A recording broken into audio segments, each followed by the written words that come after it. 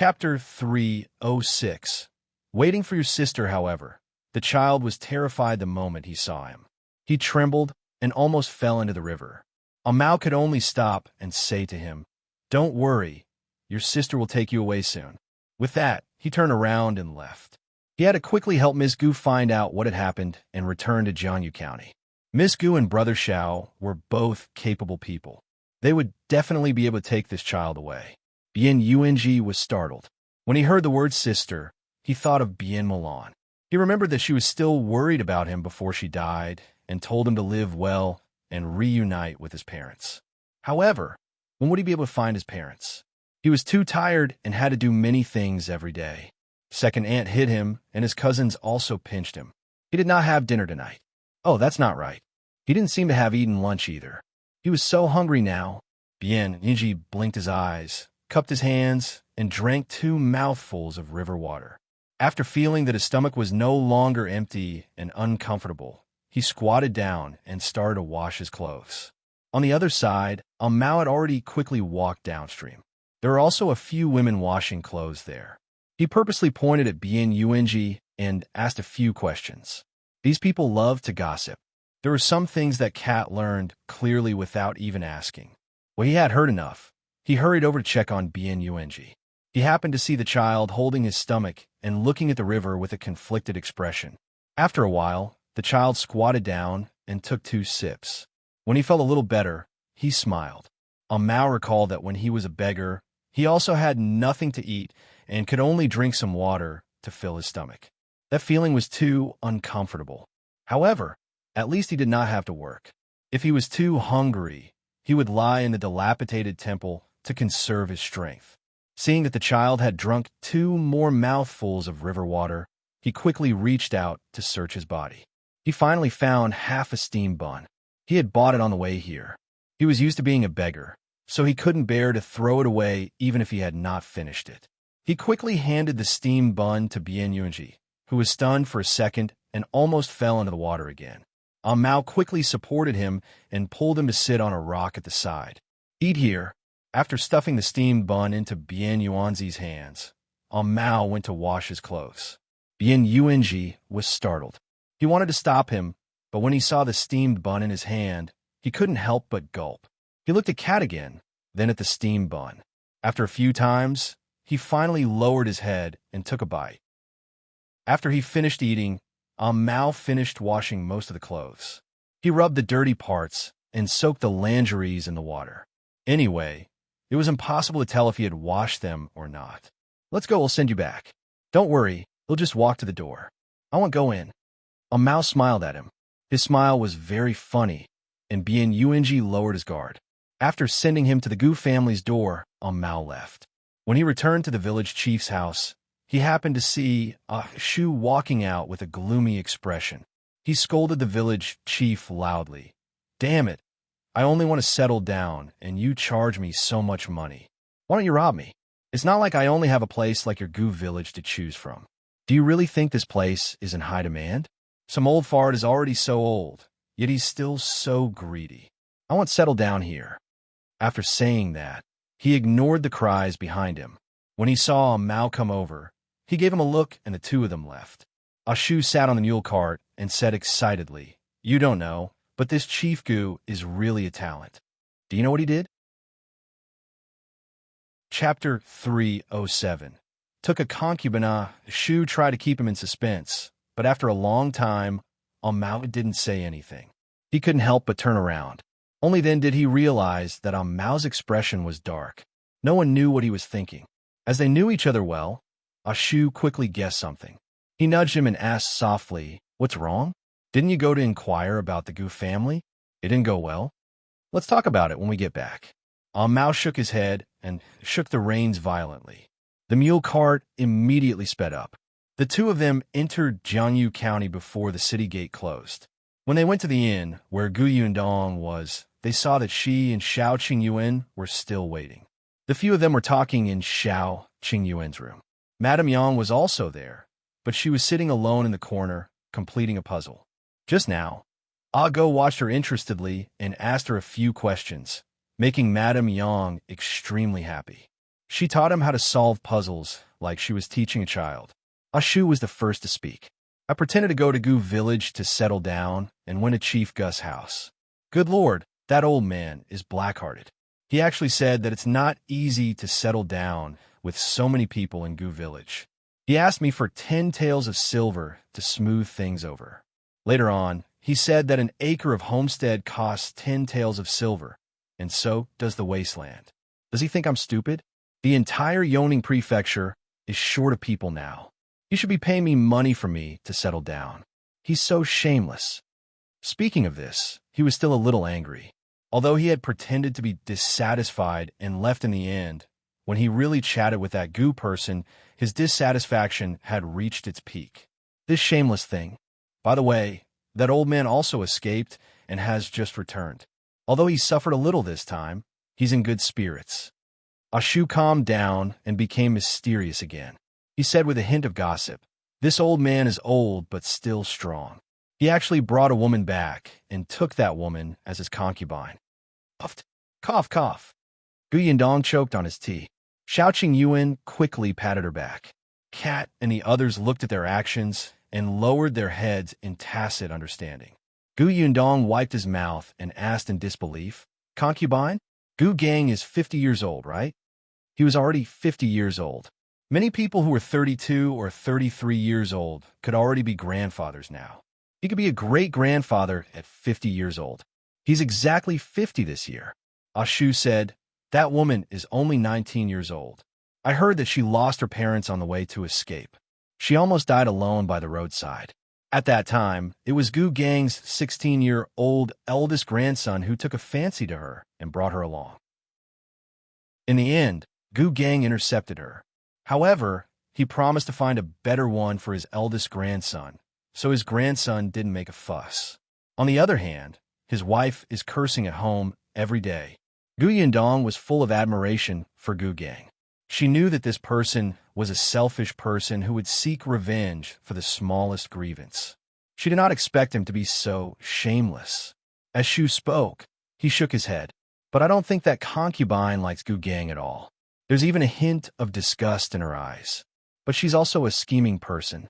When I was in the Gu family, she caused trouble for Gu Gang twice. The Gu family couldn't tell. If not for the fact that he was knowledgeable and had met many two-faced fellows on the streets, coupled with the fact that he was an outsider, he would not have been able to tell. Gu Yundong knew that a 19-year-old young lady would not be interested in a 50-year-old man. What did she want from him? He had no money, no face, and no good temper. He was just a useless old thing. She looked at Mao. What about the Gu family? Chapter 308. Remembered by the county magistrate. Mao pursed his lips and looked at her hesitantly. After a while, he said, "I saw Bien Yuanji. He is having a hard time." Gu Yundong took a sip of water. "Tell me, I'm mentally prepared." She knew very well what the Gu family was like. Mao told her everything about Bien Yuanji whom he had met when he entered the village and what the two of them had said. He told her about the kid's fear and his jobs in the Gu family. Gu Yundong was not the only one who was livid. Shu, Go, and Zhu were equally indignant. Although they had lived a hard life and were used to seeing the fickleness of human nature, that was because they had no relatives or friends. When their parents and grandparents were still alive, even if they did not treat them well, they would not be so mean. Moreover, they still had brothers to take care of each other now. Gu Yundong exhaled softly and tightened her grip on the cup. Zhu stood up. "Why don't we just sneak into Gu village and steal him?" "That's right. The Gu family doesn't care about him anyway. That kid's been through a lot there. These people are no good." Only Mao sat there and didn't speak. Xiao Qingyuan glanced at him and asked, "Why did the Gu family take him in back then?" As soon as he said this, everyone was stunned. That's right. Since the Gu family disliked this child so much, why did they accept him after Ding Jinsheng gave him to them? Bien Mulan was entrusted to the Ding family. Mao then said the Gu family really didn't want to take him in. At that time, it was Ding Jinsheng's parents who abandoned the child at the entrance of the Gu family. Old Gu didn't even look at him. It was so cold at that time. Bien Yuanji froze at the door for the entire night. Someone in the Gu village couldn't stand it anymore and brought him home to drink hot water. However, it was impossible for them to take in the child. At that time, it was difficult for anyone. Fortunately, the newly appointed county magistrate of Jiangyu County happened to travel incognito and went to various villages to learn about the people's livelihood. The county magistrate bumped into Bian Yuanji, whose face had turned red from the cold. He thought that Gu village was too difficult, so he asked a few more questions and finally understood the situation. The county magistrate got angry at that moment. Many people died in Yongning Prefecture because of the famine. This was really a time to develop manpower. The new emperor encouraged widows to remarry and have more children. It was not easy for Gu village to have a child who survived the disaster. He had blood family and was close to his maternal grandfather's family, but they refused to take him in and watched him freeze to death. He called the Gu family and the Ding family over. After repeated questioning and weighing, he finally asked the Gu family to take in this child. Therefore, Bian Yuanji was remembered by the county magistrate. If he suddenly disappeared, both the Gu family and the other people in the Gu village would be worried about being punished by the county magistrate. Who knew how big the matter would be? Moreover, Bian Yuanji's household registration had already fallen into the Gu family. If he was taken away just like that, he would become an unregistered person, and it would be very troublesome in the future. If they wanted to bring him out, they had to start from other sources. When Ah Shu and the others heard this, they were a little dejected. Was it so difficult? Why don't we give some money to those people from the Gu family? A mouse slapped him. What bad idea did you come up with? It's obvious that that family is greedy. They might not even give him to you, even if you offer the money. Then what do we do? Xiaoqing Yuan looked at Gu Yundong, who had been silent. Do you have an idea? Chapter 309. Just get him back righteously. Gu Yundong was indeed thinking. We can't steal him. We can't use money. Then we might as well get him back fair and square. Mao and the other three's eyes lit up. Ow! Get someone to ask the Gu family for him. Who? Gu Yundong smiled. Ding Jinsheng. The few of them looked at each other, and their eyes suddenly lit up. Yes, the Ding family didn't want the child back then. What if the Ding family took the child back? The Gu family was afraid that the county magistrate would punish them, but the child would be raised by the Ding family. When the county magistrate remembered and asked them, they would be able to explain. It's just that Ding Jinsheng might not agree, right? Xiaoqing Yuan clenched his fists. Just beat him up. Mao and the other three shuddered in unison. When they thought of how Xiaoqing Yuan had interrogated them back then, they immediately felt that this was nothing. Ding Jinsheng would definitely agree. It's late today. We'll look for him at the Ding residence tomorrow. Gu Yundong stood up. All right, rest. The four of them left the room one after another and returned to their rooms. Gu Yundong saw that Madame Yang had finished piecing together the puzzle and was just sitting there alone, thinking about something. She immediately walked over and asked softly, Mother, what's wrong? Yuanji, am a little familiar with this name. However, she couldn't remember him even after thinking for a long time. Gu Yundong smiled and put the things away for her before leading her away. As they walked, she asked, Mother, do you still remember Eldest Aunt? Phone. Older Aunt Gus' original name was Gu Dafeng, very similar to Gu Dajiang and Gu Da's names. It could be seen how randomly old Gu gave them names back then. Yes, Yuanji is the youngest son of Eldest Aunt. Madame Yang's eyes widened. I remember. Actually, she had also heard Yuanji's space name yesterday, but her attention had been on Gu Dajiang, and she hadn't thought about it carefully. Gu Yundong brought her back to her room, but she could not fall asleep on the bed. In the middle of the night, she suddenly heard a soft knock on the door. She looked at Madame Yang and sat up. When she opened the door, she saw Xiaoqing Yuan standing outside. He'll go to Gu village tomorrow morning, Xiaoqing Yuan said. Gu Yundong looked down and suddenly smiled. You've thought of that too? Okay. Xiaoqing Yuan's heart suddenly raced when he saw her like this. How could he be so smart? He already knew what he was going to do before she even said anything. Was this feeling like what others said, that their hearts were connected? Actually, ever since the two of them met again in Yongning Prefecture, even though they didn't say anything in detail, Their way of interacting had changed slightly. Xiao Qingyuan could feel the change in her attitude, and this change made his eyes burn more and more. "Do you have any money on you?" Gu Yundong asked, as if she was about to give him banknotes. "If that woman is not easy to deal with, then forget it. I don't care about her." "I know. I have enough money. Don't worry. He would take care of it." After all, not only did he have to ask old Gu for Bian Yuanji, but he also had to teach Gu Gang a lesson. After saying that, the two of them went to sleep respectively. The next morning, Xiao Qingyuan left the inn. When Kat and the others arrived, only Gu Yundong was accompanying Madame Yang for breakfast.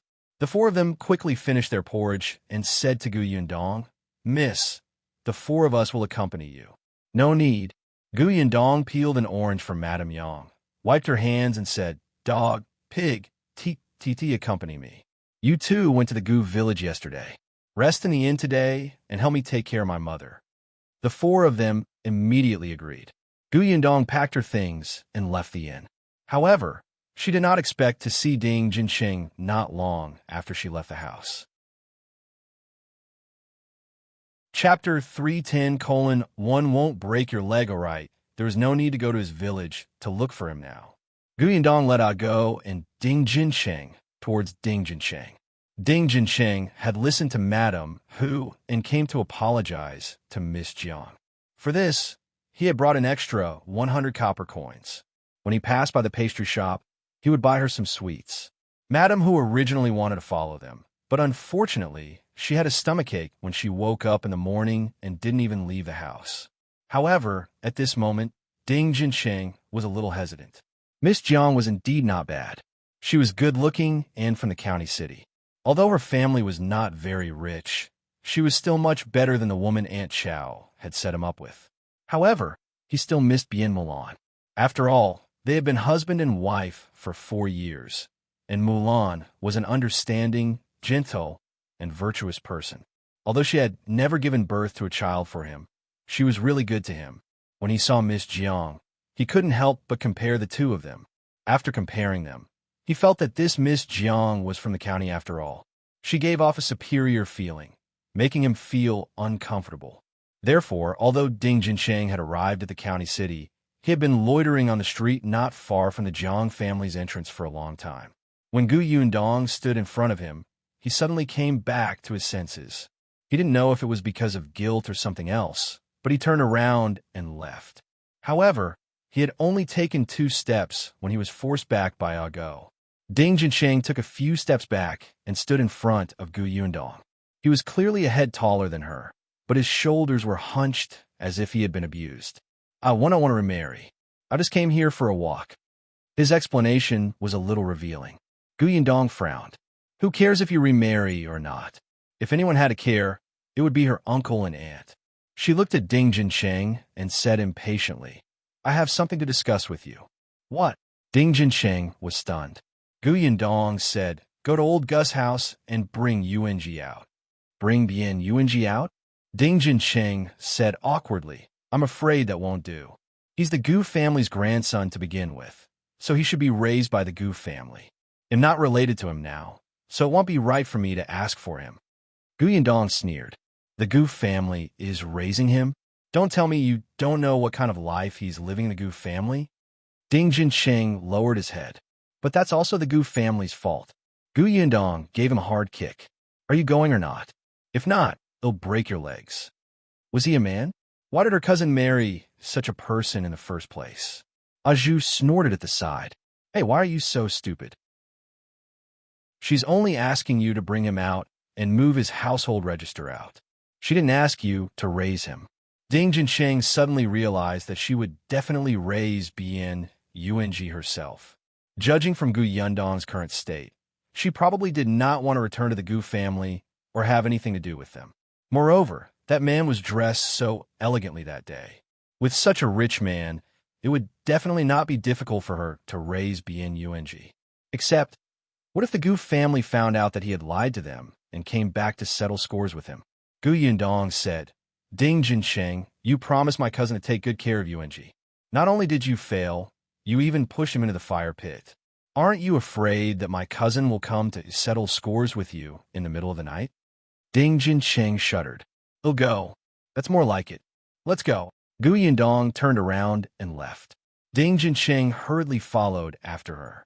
As soon as the two of them left, a figure happened to turn around not far away. She narrowed her eyes as she watched Ding Jincheng walk further and further away. Chapter 311. Having a lover, Gu Yundong walked so fast that Ding Jincheng had to take large strides to catch up with her. "Are we going now? How long do you want to wait? It's still early. I have a carriage over there. It will take less than an hour to get to Gu Village. It's not even lunchtime yet." "But I'm not ready yet." Gu Yundong suddenly stopped and turned to look at him. "What else do you need to prepare? By the time you're done, UNG will be half dead." Ding Jincheng immediately didn't dare to make a sound. B0X. Calm. Gu Yundong narrowed her eyes. "Don't tell me you're trying to stall for time and take the opportunity to escape." No. You know where my home is. I can't escape." "I'm glad you know." Gu Yundong continued to walk forward. When she reached the carriage, she immediately chased him up. Ding Jincheng had never sat in such a good carriage before. For some reason, he was actually a little happy. He did not dare to move and sat down obediently. However, he was a little puzzled. This girl from the Gu family seemed to be different from before, but made sense. After marrying a rich man, she would have confidence and there would be someone to back her up. Dog drove the carriage. However, just as they left the city gate, an ox cart brushed past them and entered the county. The person who came was Madame Hu. She was still worried that her son would say something he shouldn't and anger the girl away. Hence, as soon as she felt slightly better, she immediately got on the ox cart of her fellow villagers and rushed over. Madame Hu alighted from the ox cart and went straight to the Jiang family. Unexpectedly, as soon as she reached the entrance of the Jiang family, she bumped into Miss Jiang, and there was no sign of her son beside her. Madame Hu thought to herself, "Oh no, did he mess it up?" Just as she was thinking about it, Miss Jiang also saw her. Madame Hu quickly squeezed out a smile and went up to her. "Miss Jiang, what a coincidence. Did you see our Jinsheng? He said that he wanted to apologize to you early in the morning. He even said that he wanted to queue up to buy pastries for you."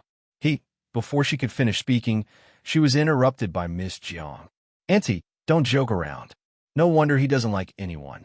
He already has a lover. The girl is young and beautiful. Your Ding Jincheng is quite lucky." After saying that, she snorted and turned to enter the door, closing it with a bang. Madame Hu wanted to step forward, but she was almost hit in the nose and could only take 2 steps back. Jincheng had a lover? Who was it? Why didn't this kid tell her earlier that he had a lover? She was young and beautiful. What? How could his mother not let him marry her? Madame Hu muttered in frustration. No, she had to go back. When that kid returned, she would ask him what was going on. Madame Hu walked back to Shangbei village in the ox cart. When they were about to reach Gu village, they saw a carriage parked there from afar. She did not dare to look too long. Those who had carriages were all rich people. Who knew what kind of person with a temper was sitting inside? Madame Hu got off the ox cart. Unexpectedly, as soon as she entered Shangbei village, she saw a person from the same village say, "Auntie, why did your Jin Chung go to Gu village? What's so strange about going to Gu village?" Madame Hu didn't mind. "My Jin Chung is kind-hearted. He goes to visit Mulan's younger brother from time to time. I'll be back soon." Madame Hu was right about this. Ding Jincheng would go to the Gu village once a month. It was unknown if it was because of his conscience or for his reputation, but every time he went to Madame Hu, he was not allowed to carry gifts. Chapter 312. He'll raise him because of this. Every time Ding Jincheng visited him, Yuan Ji would not eat that night. Madame Zhao said that Ding Jincheng had brought him food, so he must have hidden it, although she never found anything. However, this made them even angrier. Sometimes, they didn't even give him breakfast the next day. Madame Hu felt that it was fine if Jin Sheng just went to see the child. This time, she didn't think much of it either, but as soon as she entered the house, what Miss Jiang had said suddenly flashed through her mind. She was young and beautiful, but Jin Sheng didn't tell his mother about her. B0X. Come on, no. Wasn't the one in Gu village? That was Gu Gang's new concubine, Madam, who scolded the vixen fiercely. No wonder Jean Chung always ran to the Gu village. Did he hook up with a married woman? Damn it. Why did he fall for that woman? Madam, who couldn't stay any longer. No, she had to quickly bring Ding Jinsheng back. He couldn't be ruined by that woman. Thinking of this, she got up and left quickly. At this moment, Ding Jinsheng had already arrived at the entrance of old Gu's house. Bien Yuanji was the first to see him, and his face instantly turned pale. He knew that he would not have dinner every time his ex-brother-in-law came. He had clearly told this guy several times not to come again. This guy had also agreed last time. Why did he still come? Bien Yuanji was in despair as he heard his second aunt's mocking voice. Hey, isn't this Yuanzi's brother-in-law? What's wrong? You're here to see Yuanji again? Since you care so much about Yuanji, why don't you take him away and raise him yourself? Ding Jinsheng swallowed his saliva. He had put down the carriage a kilometer away from the Gu village and came alone.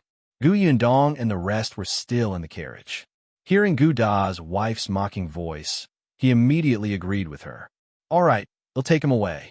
Our family will raise him in the future. Madame Zhao was stunned. The other Gu family members who came out were also stunned. Are you serious? Ding Jinsheng secretly heaved a sigh of relief. Of course it's true. Look at how badly you've tortured him. I really can't stand it anymore. I'll take him away today. From now on, he's a member of my Ding family. I promised his sister to take good care of him. Bien Yuanji was a bit surprised when he heard that, but now he became numb. Actually, there was no difference whether it was in the Gu family or the Ding family. He stood silently in the corner, as if everything had nothing to do with him. However, Ding Jinsheng looked at him. Yuanji, are you willing to come with me? He thought that Bien Yuanji was willing to do so. After all, he often came to visit him, and old Gu would beat and scold him. At least he would comfort and encourage him. He might be the only person who treated this kid well.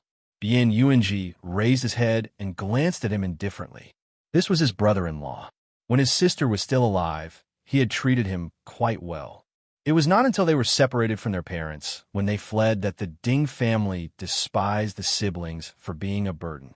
He had heard Madame Hu say with his own ears that his sister was a hen who couldn't lay eggs. It was fine if she couldn't carry the Ding family's children, but she even had to bring a burden. At that time, his brother-in-law did not dare to say anything. He just sat at the side with his head lowered, as if he was afraid that this scolding would affect him. Bien Yuanji felt that this was not the behavior of a husband. He defended his sister, but his sister wouldn't let him stand up for her. She said that it was just a few words of scolding, and she wouldn't lose anything. Now, this person who could not make the decision at home said that he wanted to raise him. Chapter 313. Gu Gang is here. Bien Yuanji lowered his head again. He always felt that it was impossible. Ding Jinsheng was stunned when he saw that he did not agree immediately. On the other hand, the people from the Gu family became smug. Madame Zhao snorted coldly. Ding Jinsheng, what are you thinking? Back then, it was your family who didn't want him and left him at our door. Now, you want to go back? Dream on. Who do you think you are? Do you think you can take or abandon him as you wish? Ding Jinsheng instantly panicked. He thought that things would go smoothly. After all, the Gu family did not like Yuanji. B0X. Come. You don't even treat him as your biological grandson. Since you don't like him, why are you still raising him? Wouldn't it be a good opportunity for me to take him away? Who doesn't treat him as a biological grandson? Gu Chuanzong suddenly scolded. Don't spout sh*t everywhere and ruin our Gu family's reputation. I, Gu Chuanzong, can raise my own grandson. I don't need an outsider like you.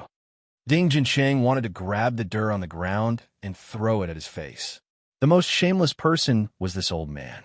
That's right.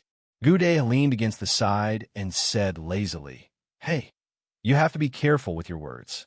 Yuanji is doted on by his uncles, aunts, cousins, and is very happy. Why are you saying that we don't have any feelings? You don't have it in the first place. Ding Jinsheng was furious. This was a well-known fact, yet they were still lying through their teeth. At this moment, the people from Gu village heard the commotion and came over to watch it. When they heard that Ding Jinsheng wanted Bian Yuanji back, they were surprised that the Gu family didn't agree. The patriarch, Gu Gang, also came over, accompanied by a young and weak woman. He was the patriarch, so he naturally stood in the middle as soon as he came over. He frowned and looked at the two of them. What's going on? You're all living too well. Are you starting to look for trouble? How can that be? Patriarch, it's all because this Ding Jinsheng went crazy and suddenly came to our place to take Yuanji away. Madame Zhao reported him first. Before Gu Gang could speak, his concubine, Madame Shen, covered her mouth and laughed. Why should he take her away? She's a child of the Gu family. How can we let an outsider take her away? Madame Zhao pursed her lips. She did not like this vixen. At such a young age, she was so indecent and followed someone who could be his grandfather. She even dressed up all day and led the children of their village astray. However, in front of the patriarch, Madame Zhao did not dare to say anything. She even had to lick her cheeks and say, "Isn't that so? If others find out, what will they say about our Gu family?" Shen nodded. This child is already 7 years old, right? In a few more years, he will be able to marry a wife with some betrothal gifts. Our Gu village will have more people, and everyone will be happy. You people from Shangbei village, don't come and join the fun. Go home and live your lives well. What you said makes sense. Clan leader Gu looked very happy. He felt that bringing this concubine out was a great honor. However, Madame Zhao frowned. What betrothal gifts? It's not easy for us to raise him, yet we're preparing betrothal gift for him. He has his own hands and feet. He can earn it himself. If he can't earn it, then don't get married. That's his life. Shen was a little surprised. You're not going to give him betrothal gifts? That's impossible. The county magistrate said it himself. Have you forgotten? No way. It's such an important thing. What did the county magistrate say? They really couldn't remember and panicked.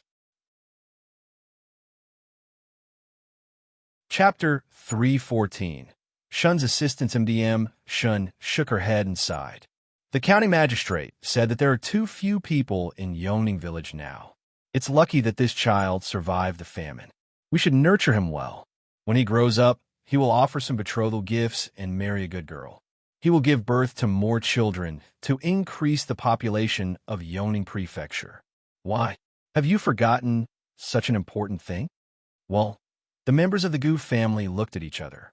The county magistrate did talk a lot back then, and he vaguely mentioned getting married and having children. But the county magistrate was a well-educated man. His words were full of twists and turns. One simple sentence had to get so complicated that it made them dizzy. Shen clicked her tongue. Although the county magistrate might have said it casually, he might remember it at some point. I think we should take his words to heart. I even told my husband to pay some money for the wedding. The county magistrate will praise us later. B0X. Gu Gang was a little confused. When did he say that he was going to offer money? He had always been a money grubber. How could he give away money? Frowning, Gu Gang looked at his concubine. Shen saw that the people from the Gu family were discussing this matter softly and did not notice her. She quickly whispered to Gu Gang, "Husband, why don't you understand? We can't let that child continue to stay in the Gu family. Look at how the Gu family treats him. He doesn't have enough to eat or wear. He's dressed like a beggar, and they even let him work outside every day." Gu Gang was stunned for a moment before he heard her continue. "Husband, you're the chief. What will outsiders think of you when they see that the children in our village are living such a hard life? What will they think about the entire village? Do we still have our reputation? Do we still have our image? Look at the young man who came yesterday and was about to settle down here. Didn't he say that he met Bian Yuanji at the entrance of the village? If this child continues to stay in our village, it will be a disgrace to the Gu village and to you. If no one comes here to settle down in the future, where will you get the money?" Gu Gang's body trembled, and he suddenly came back to his senses. Bian Yuanji walked around the village in shabby clothes all day long, which made Gu Gang's eyes hurt. If outsiders saw him, they would think that his village was full of beggars. Seeing the change in his expression, Shen continued. "So, We can't let Bien Yuanji stay in our village. If the county magistrate really remembers him and finds out that he's living such a hard life, he might blame the Gu family. However, as the head of the clan, you can't escape being scolded. Now that Ding Jinsheng is finally willing to take the child away, just let him. When the county magistrate asks later, you can find a beautiful excuse and you might be praised. Gu Gang felt that what she said made too much sense. As expected, he had taken in the right concubine. She was much smarter than that woman at home. If not for the fact that they were in public, he would have hugged her and kissed her. Shen pinched him. Gu Gang cleared his throat and said, I did say that I wanted to prepare a gift for this child. Just one tael of silver. Old Gu, you have to find a good woman for this child. Just give her more betrothal gifts. It will be embarrassing if word gets out. It shows that you value the county magistrate's words and bring good luck to our Gu village. When Madame Zhao heard that they still had to pay so much money, she immediately refused and hurriedly said, Patriarch, actually, our family is really poor. Look at how many children there are in my second and third son's families. Yuanji can't eat well or wear warm clothes here. Since the Ding family wants it, let's give it to the Ding family. When Ding Jinsheng heard this, he did not expect things to take a turn for the better. A smile instantly appeared on his face.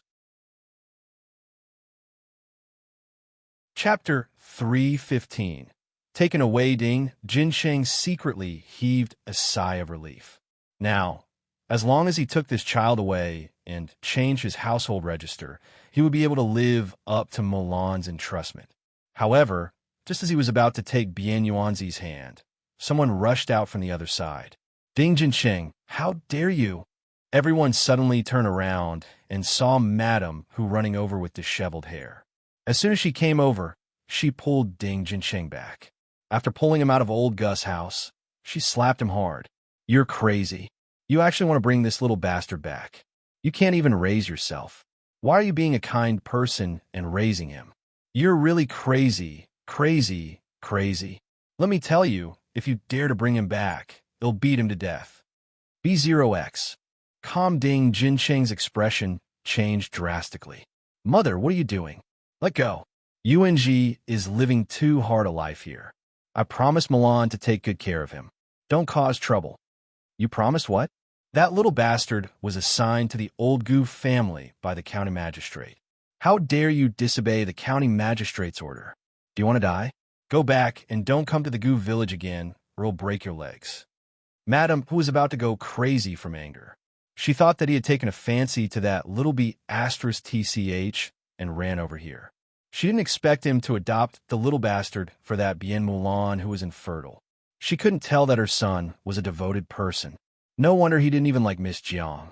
Bien Mulan, that B***TCH, still wanted to seduce her son's soul even after she died.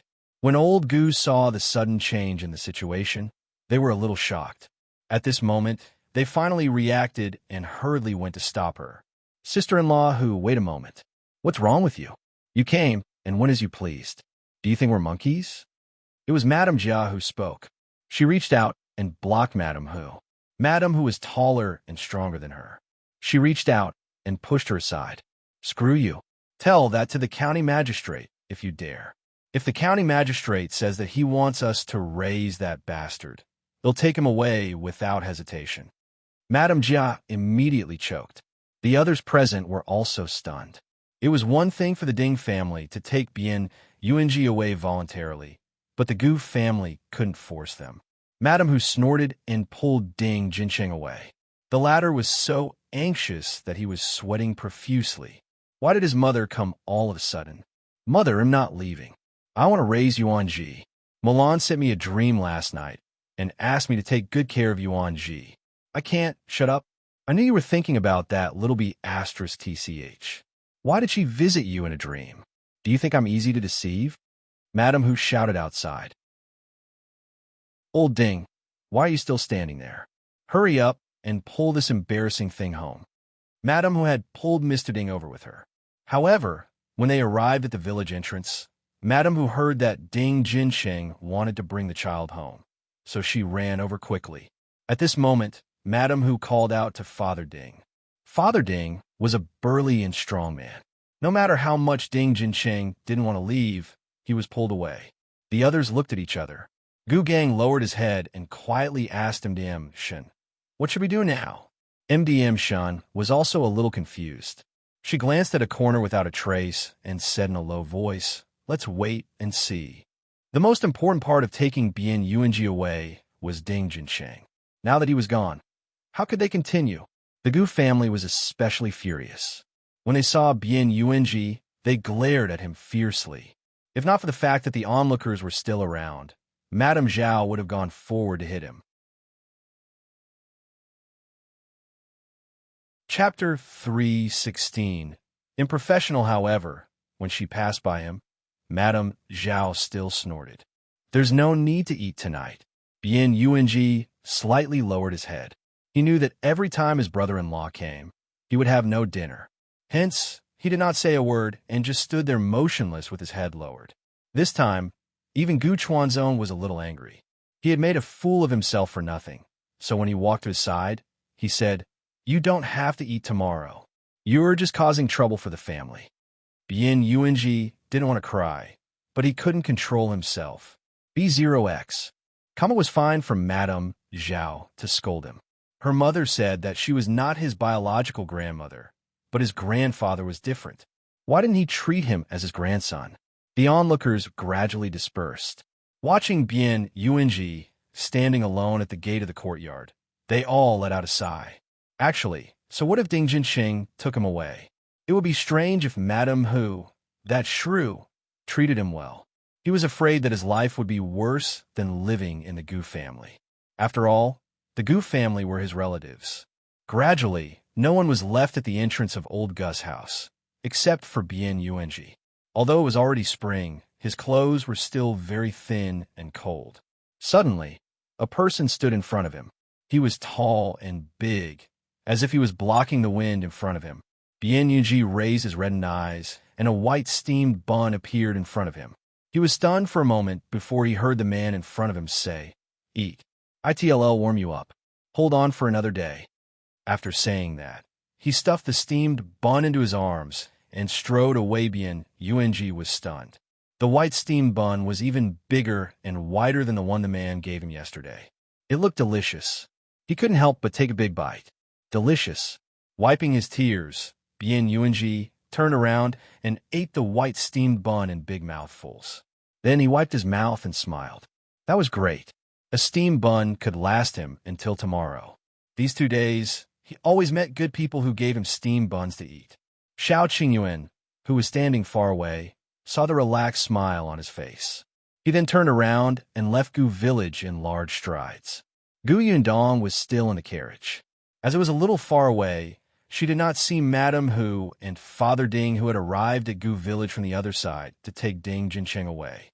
It was only when Xiao Qingyuan came over and told her the process that she frowned fiercely.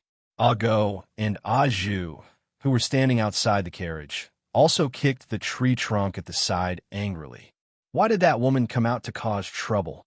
"Miss, what should we do next?" "Why don't we trick Madame Hu out and let Ding Jincheng finish the matter before letting her go back?" "How can we do that? We still have to get the child's household register out. It won't be a short time." Gu Yundong also shook her head. "After Madame Hu finds out about what happened today, she will definitely stay by Ding Jincheng's side all day long. We won't be able to deceive her." "Then what do we do?" Gu Yundong thought for a moment and tapped her fingers lightly on the windowsill. After a while, she raised her eyebrows. "Got it. What is it?" Go and Zhu hurriedly approached. Gu Yundong smiled. "I'm a professional in acting." Madame Hu did not believe that Ding Jincheng dreamed of her cousin. "Then let her see her in person. Let's go to town first and buy some things we need." This time, she couldn't use the space. The town was close, and the carriage arrived not long after. Gu Yundong bought a lot of miscellaneous items. Then, she parked the carriage beside an inconspicuous small mountain ditch by the roadside of Shangbei village. Then, she asked Xiao Qingyuan, Go, and Pig to get off while she fiddled with the items on the carriage for a long time. Chapter 317. Wetting her pants after a long time, Gu Yundong drew the curtain. Unexpectedly, when they showed their faces, Go and Zhu took a few steps back and shouted, "Ghost!" Gu Yundong glared at them. "Who are you calling?" Her glare made the two of them shiver in fear. Xiaoqing Yuan was still very calm. He went forward and sized her up. "I can't see your original appearance at all. B0X. Calm, it's fine. Anyway, ghosts are the same. Madam who won't be able to recognize if I'm my cousin or not." Her hair was down, and her face was pale.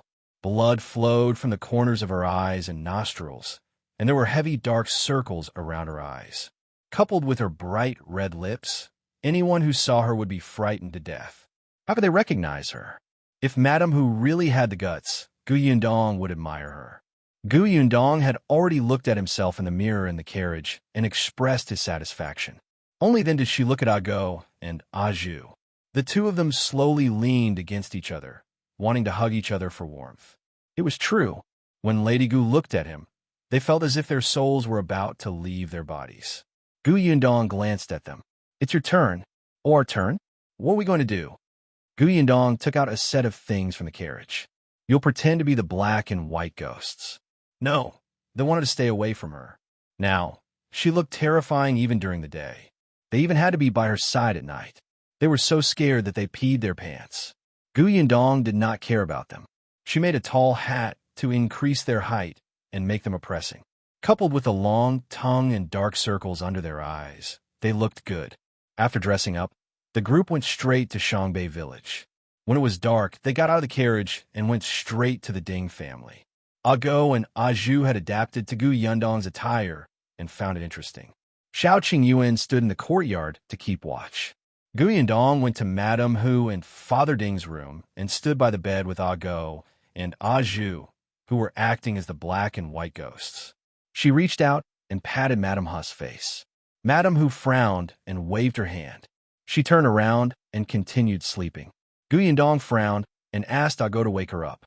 However, Madame Hu was sleeping like a dead pig. No matter how they shouted or patted, she couldn't wake up from the deep sleep. Zhu waved his hand. "Let me do it." He went up and pulled Madame Hu's hairs out, 2 at a time. Gu Yundong was speechless. What if you make her bald? Fortunately, this method worked. Madame Hu gasped in pain and rubbed her eyes. Unexpectedly, when she opened her eyes, 3 terrifying faces suddenly appeared in front of her. Madame Hu screamed and quickly crawled back, pressing down on Father Ding's finger. It was so painful that he suddenly woke up too. Gu Yundong shushed her. "Don't scream." Madame Hu instantly felt like she was being strangled. She stared at the 3 people in front of her with wide eyes and trembling hands. Mr. Ding, Tet Father Ding, was so frightened that his face turned pale and he could not say a word. Gu Yundong could not help but sniffle. Why did it smell like urine? She glanced at Madame Hu and wanted to leave, but she held her breath and stayed. "Mother," she called out faintly. Madame Hu shivered again. You, who are you? I don't know you." "Boo-hoo, why don't you know me?" "In Milan. I died so tragically, Mu Milan. T. Why are you looking for me?" "You're dead, but I didn't kill you." "Boo-hoo, let me go." Chapter 318. This is how people die. Father Ding, who was standing at the side, probably felt that he was a man. At least he mustered up a little courage and said fearfully, Yes, Milan. Back then, you were the one who said that you would save your share of rations for your brother to eat. That's why you starved to death. We only said a few words to you and didn't force you." Gu Yundong was stunned. So there were such twists and turns. It was obvious what kind of state Bien Mulan was in to make such a decision back then. The Ding couple had been complaining about her because she had been married for 4 years without getting pregnant and had to take another child with her on the way to escape.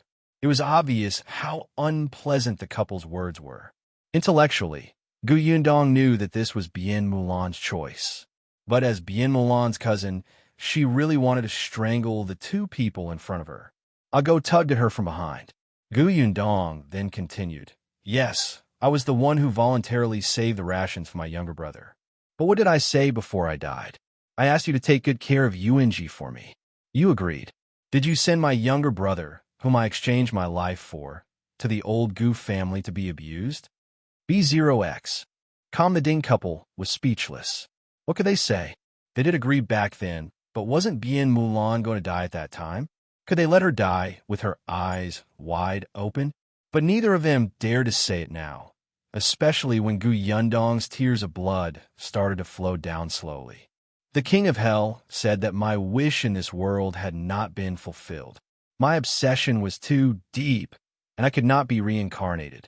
He asked me to come to the human realm to do my last thing. In the end, when I came here, I realized that you guys actually treated Yuan Ji like this. My poor brother, his life is so bitter. She suddenly cried. Immediately after, a bowl that Madame Hu had placed by the windowsill suddenly fell to the ground and shattered. Madame Hu and Father Ding's faces turned pale. The two of them hugged each other tightly. With a bang, a small stool at the side fell over. Bam! The closet door opened by itself. Ago moved his fingers behind his back and quietly retracted the fishing lines that were tied to these things. But Madame Hu was already frightened. Milan, we didn't do it on purpose. Boo-hoo, it was the county magistrate who made the decision. It had nothing to do with us. Gu Yundong's voice continued to sound ethereal. I don't care. He can't stay in the Gu family. He can't stay in the Gu family. He can't stay in the Gu family. All right. We won't let him stay in old Gus' house. We'll bring him back tomorrow morning. Really, don't come looking for us. Gu Yundong slowly looked at her and suddenly smiled.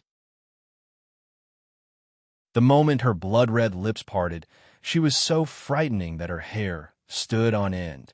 Even Ago and Zhu, who were standing beside her, had to restrain themselves with all their might to prevent their legs from moving outwards. That's what you said? He. The husband and wife nodded repeatedly. We promised to bring him out. You go. Just go. Satisfied, Gu Yundong slowly turned around. Madame was about to heave a sigh of relief when she suddenly turned around and continued to smile at her. By the way, there's something I forgot to say. What's the matter? Madame, who was trembling with fear. She only hoped that this ghost would finish speaking and leave quickly. She didn't even dare to look up at her face. It turned out that people were like this after they died. Chapter 319. Picking someone up, Gu Yundong smiled again and opened her bloody mouth. Before Madame, who almost fainted, she said, My younger brother's name is Bien Yuanji, not little bastard. If I find out that you call him that next time, he'll come and take you away with me. Madame, who nodded quickly. Gu Yundong's face suddenly bled from all 7 orifices. She opened her mouth and giggled. Even her teeth were covered in blood. Madame, who had just quietly looked up when her eyes rolled back in fright, and she fainted. Mr. Ding was stunned for a moment. Then, he closed his eyes and fainted. The corners of Gu Yundong's mouth twitched. She gave Ago and Zhu a look, and the 3 of them left silently and quickly. B0X. Father Ding only opened one eye quietly when he could not feel any movement. There was no one in the room. The door was open, and only the wind was blowing in. He immediately went limp. His back was drenched in sweat, and he shivered violently when the wind blew. After a long time, he pushed Madame Hu away in disdain and got out of bed trembling. He walked to the door and planned to close it. Unexpectedly, he saw his son lying unconscious on the ground in the central room. She was shocked and thought that Bien Mulan had killed him. He hurriedly went forward to take a look and heaved a sigh of relief. Fortunately, his son had just fainted. Father Ding quickly woke Ding Jincheng up and asked him what was going on. Ding Jincheng didn't know either. He rubbed his head and said with a frown, I just heard Mother's loud cry and quickly came over to take a look. As soon as I walked to the central room, I was knocked out. Father Ding trembled and quickly told him what had happened.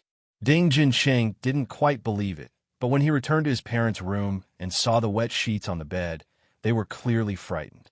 The 2 of them quickly went forward and woke Madame Hu up. Madame Hu was still in shock. She grabbed Ding Jincheng's hand and said, You must bring little Bien Yuanji back. You can't let him stay in the Gu family. No. Ding Jincheng nodded repeatedly. None of them dared to sleep that night.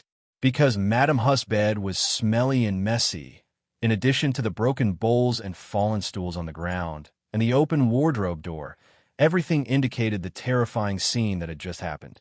Hence, the three of them went to Ding Jinsheng's room and waited until dawn, shivering. Then, they changed their clothes and rushed to Gu Village. The people of Gu Village were about to go out to work when they saw the three members of the Ding family rushing over. What was going on? Was yesterday's incident not over yet? Some people who liked to join in the fun and were not important followed behind. When they saw that they were indeed going to old Gus' house, they immediately became excited. Someone also went to inform Gu Gang. Not long after, the entrance of old Gus' house was filled with people. When Gu Chuanzong came out and saw them, his expression immediately turned ugly. "What are you doing here?" "Grandpa, we're here to pick Yuanji up." Ding Jinsheng took a step forward, his attitude exceptionally friendly and respectful. "Who's your grandpa?" Gu Chuanzong's face darkened. "Why? Do you want to take Yuanji away again? Yesterday, you refused no matter what. Is there no end to your family's drama?" "That's right. Madam Zhao, follow them out." "What do you take my Gu family for? Do you think you can say whatever you want? Get lost." Madam, who was furious and wanted to pounce on Madam Zhao and scratch her face. Chapter 320. 5 taels of silver, and he's yours, however. She could not do that. She even had to squeeze out a smile and apologize. "Uncle, Aunt, don't be angry. We weren't clear-headed yesterday, right? We went back and thought about it for the entire night. We felt that we had let Mulan down. Yuanji was entrusted to us by Mulan. We can't just leave him in the old Gu family. We feel guilty." The members of the Gu family acted as if they had heard a joke, especially Madame Jia. She leaned against the door and laughed hysterically. "Sister-in-law who? Why are you acting like this every day? I don't think you feel guilty. Yesterday, you said that you didn't want Yuanji. Today, you came over to ask for him again. What if you say that you don't want him tomorrow? Who can stand you making a fuss like this?" "That's right. Our Gu family is very busy. We don't have time to mess around with you," Gu Dai said loudly. The three members of the Ding family did not look good. They secretly despised him in their hearts. "Busy? You Gu Dai are the laziest sloth in this village." Madam, who suppressed the anger in her heart and said with a smile, No. I promise that after we take Yuanji away this time, we won't send him back." "Who would believe you?" Madam, who was not someone who could be trusted. B0X. Calm, the third son of the Gu family, Gu Dehu, stroked his chin and suddenly said, "Sister-in-law Hu's change today is too strange. Is your family plotting something? Are you going to sell Yuanji?" Madam Chong, the third daughter-in-law, asked softly. Bien Yuanji, who had just walked out of the courtyard, was stunned. His small body shook violently, and he barely stood against the wall. Madame Jia's eyes lit up when she heard that. She rushed to Madame Hu and said, "Sister-in-law Hu, third sister-in-law is right? You want to sell Yuanji? Let me tell you that won't do. Yuanji has met the county magistrate. Can you bear the responsibility if you sell him?" "I'm not selling him. Who would believe you?" Madame Jia snorted coldly. "Then why are your words yesterday and today completely different? I told you, I felt guilty when I went back and thought about it. Who are you trying to fool? It's fine if you want to take Yuanji away. Give us some silver. We've helped you raise him for so long. You'll have to pay for his food, clothes, and accommodation. 5 taels, take him away." Madame Jia glanced at Gu Chuanzong. Seeing that he did not say anything, she thought that he had no objections. 5 taels of silver was not a small amount. At least for now, the Ding family could only take out this much. Bien Yuanji also looked at Gu Chuanzong. After a while, he finally walked to Gu Chuanzong's side. "Grandpa, are you really?" Gu Chuanzong frowned inside. "Yuanji, it's not that I don't want to raise you, but you hurt yourself. It's your sister who entrusted you to the Ding family. If you leave with the Ding family, your sister will rest in peace. Your uncle and Anne have taken good care of you recently. It's only right for the Ding family to give them some money." Bien Yuanzi's heart turned cold as he let go of Gu Chuanzong's sleeve. "I should have known. Forget it. It doesn't matter." Madam, who was so angry that she almost vomited blood. She glared at Madame Jia and said, 5 taels of silver. Why don't you rob me? Are you giving it to me or not? If you don't give it, Yuan Ji won't be able to leave with you. Madame, who gritted her teeth. This be asterisk TCH. Jia Maisie, don't force me. If you force me, I will say anything. Madame Jia raised her eyebrows. Oh, you're threatening me? Tell me. Let's see what you have to say. Madame, who was furious. They'll tell them about the lousy, bad, and vicious things you did. Chapter 321. How was Madame Yang injured? What did I do? Jia Maisie, do things openly and honorably. Don't slander me. Madame, who had never seen such a shameless person. You do things openly and honorably? Have you forgotten about Gu Dajiang's wife and sister-in-law? Do you want me to tell you? Madame Jia's expression changed, but the other's curiosity was piqued. Sister-in-law who? What's wrong with Gu Dajiang's wife? Isn't she a fool? Tell us, what did Jia Maisie do? Jia Maisie panicked. She took 2 steps forward and wanted to shut Madame Hu's mouth. However, Madame Chong took a step forward and said, my second sister-in-law has always done things with a clear conscience. Sister-in-law who? Don't spout nonsense here. You're slandering my second sister-in-law and even bringing up my first sister-in-law. You have to give us these 5 taels of silver today. Otherwise, don't even think about taking Bien Yuanji away. Huh? A clear conscience? Madame, who was so angry that she laughed. She pointed at Madame Jia and said, Jia Maisie, has a vicious heart. Back then, she was the one who smashed Gu Dajiang's wife by the river and pushed her into the water. I saw it with my own eyes. It was real. If not for that, would Gu Dajiang's wife have become stupid? As soon as she said this, there was silence. B0XO. Everyone looked at Madame Jia and Madame Hu. Back then, didn't Madame Yang fall into the river? Was she pushed down? This Madame Jia screamed and pounced forward. She immediately started fighting with Madame Hu. You're spouting feces and talking nonsense. They'll tear your mouth apart for slandering me. She was ruthless, and Madame Hu was not to be outdone. She was much stronger than Madame Jia. After a while, she rode on her and slapped her a few times. I'm slandering you? I saw it with my own eyes. I even saw you took away the stone that hit her head and found a place to bury it. Do you want me to take everyone and dig out that stone for you to see? I didn't. You're talking nonsense. I didn't. The 2 of them fought more and more fiercely. Madame Zhao was so angry that she scolded. What are you doing? How dare you hit someone at the entrance of my Gu family? Second brother, what are you waiting for? Hurry up and pull her away. Third sister-in-law, are you stupid? Why aren't you helping? Oh, Madame Chong went over, but she didn't dare to get close. She tugged at them twice to show that she was trying. Then, she saw Madame Hu wave a hand over and fall to the ground. Gu Daho helped her back. Gu Dai wanted to help, but Father Ding was still there. Gu Gang could not stand it anymore and shouted, Enough, stop fighting. As he spoke, he pointed at the onlookers and said, All of you, go up and separate them. Only then did the people from Gu village take action. One of them pulled Madame Hu, and another pulled Madame Jia. Gu Gang snorted. Gu Dajiang's family is gone. What's the use of saying this now? Gu Chuanzong, do you want to give Bien Yuanji to the Ding family or not? If you do, you can just accept 1 tael of silver. If you don't, you can raise him yourself and give him betrothal gifts in the future. When Gu Chuanzong saw that things had come to this, he quickly nodded. Yes. Gu Gang looked at Father Ding again. What about you guys? The Ding family could afford 1 tael of silver, but Madame Hu was unwilling. However, when she thought of Bien Mulan who came to look for her in the middle of the night, she could only nod. Let's give it to them. They're like a group of beggars. After giving them the money, Ding Jinsheng carried out Bien Yuanji, who had become numb and didn't speak anymore. Then he said to the Gu family, Let's move his household register now. Chapter 322. Finally done. Why are you in such a hurry? We'll go tomorrow. Gu Chuanzong was unhappy. MDM Shen tugged at Gu Gang's sleeve and said softly, Let's quickly finish this matter so that there won't be any complications.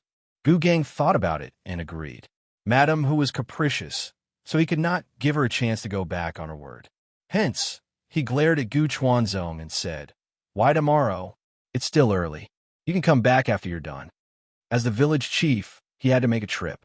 Therefore, he walked up to Gu Chuanzong and said, "Give me the silver. B0XO. Gu Chuanzong was stunned. Gu Gang glared at him. "Why? Don't you need a bribe to move the household register?" Dr. Gu T could only give him the silver. After giving it to him, he suddenly realized that the Ding family should pay for it. However, Gu Gang could not be bothered with him. He got someone to get an ox cart and sat on it. Dr. Gu could only get into the car unwillingly. Ding Jinsheng asked Father Ding to bring Madame Hu back to the village first. He could do this. Madame Hu wanted to follow him, worried that he would be at a disadvantage alone. However, she had just fought with Madame Jia. Her face was bruised, her clothes were torn, and her right foot was twisted. Hence, she could only remind Ding Jinsheng to be more careful. Only then did Father Ding carry her back. The three of them staggered out of Gu village on the ox cart. Not long after they left the village, they saw a carriage parked by the roadside. There was a young man sitting on the shaft of the carriage.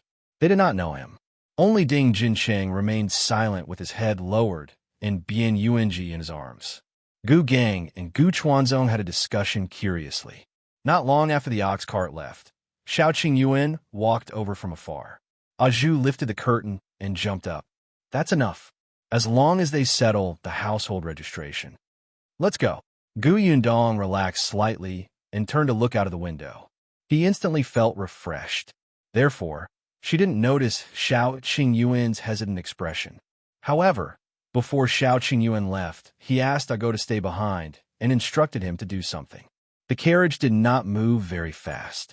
After all, the speed of the ox cart was limited, so they could only move slowly.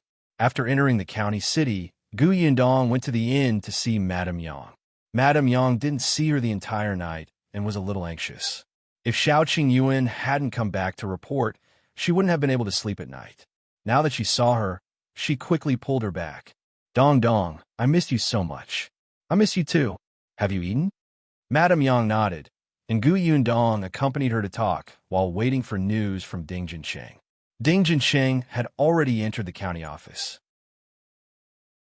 The person in charge of household registration was the secretary, so he could be considered to know Gu Chuanzong. Now that Ding Jinsheng had come personally and explained the situation, he did not make things difficult for him. However, Ding Jinsheng didn't want to transfer Bian Yuanji to the Ding family. Instead, he wanted to give Bian Yuanji an independent house. Yuanji is the only son of the Bian family. He's going to carry on the family name. If he moves to the Ding family, what if things get messed up in the future? Gu Chuanzong pursed his lips. Things get messed up?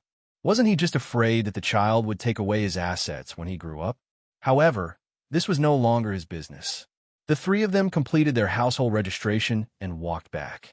However, Ding Jinsheng said that he would buy clothes for Bian Yuanji instead of going with them. In the end, after Gu Gang and the other man left, Ding Jinsheng led the child straight to the inn. They didn't even look at the clothing store when they passed by. Bian Yuanji thought that he had brought him here to sell him, especially when he saw Ding Jinsheng bringing him to knock on a door of the room in the inn and saw a rich lady standing inside. This thought reached its peak.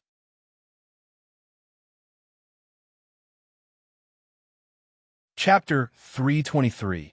In your cousin Yundong, only Gu Yundong and Madame Yang were in the room.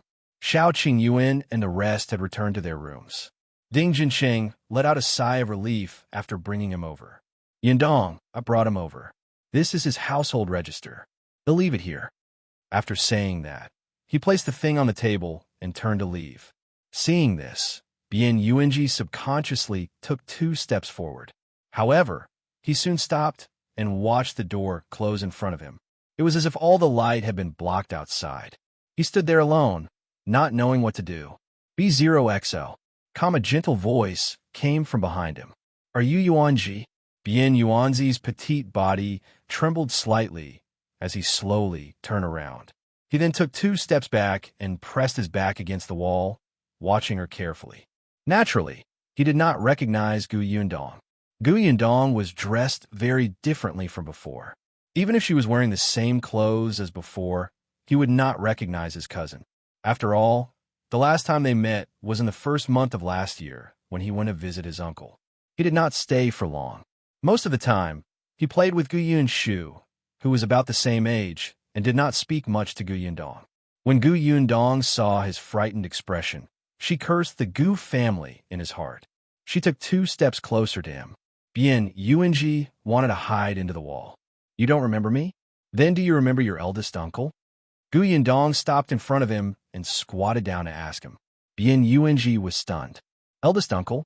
Of course, he remembered that eldest uncle doted on him a lot. Before his sister died, she had said that if he returned to his hometown and didn't see his parents, he should look for his eldest uncle or 4th uncle. However, when he arrived at the Gu family, he couldn't find his eldest uncle or 4th uncle. He only saw his 2nd and 3rd uncles, who had never treated him well. Gu Yundong tried her best to make the smile on her face look kind and gentle. I'm your eldest uncle's daughter, cousin Yundong. Do you remember? Bien Yuanzi's body was not as tense as before. He just widened his eyes in surprise. Gu Yundong asked again, do you still remember Ashu? I remember that you guys played together last year, and you said that he was your best friend. I'm Ashu's sister. Ashu? Eldest uncle?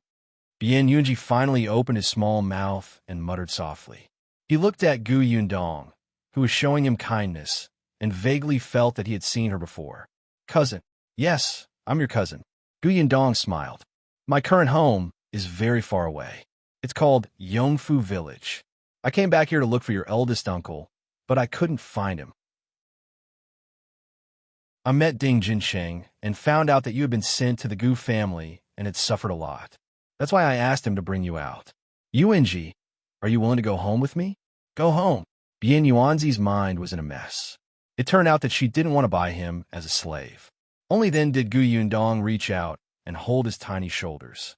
She nodded and said, yes, they'll bring you back to your eldest uncle's house. Yinshu and Yunka are both there. Cousin and your eldest aunt are also there. Bien Yunji came back to his senses and nodded quickly. I'm willing to. I can work, cook, wash clothes, and feed pigs. We'll go to eldest uncle's house. Is that okay? Although he was unfamiliar with his cousin in front of him, he still remembered Ashu. Even if he was asked to go over and continue working, it did not matter to him. Chapter 324.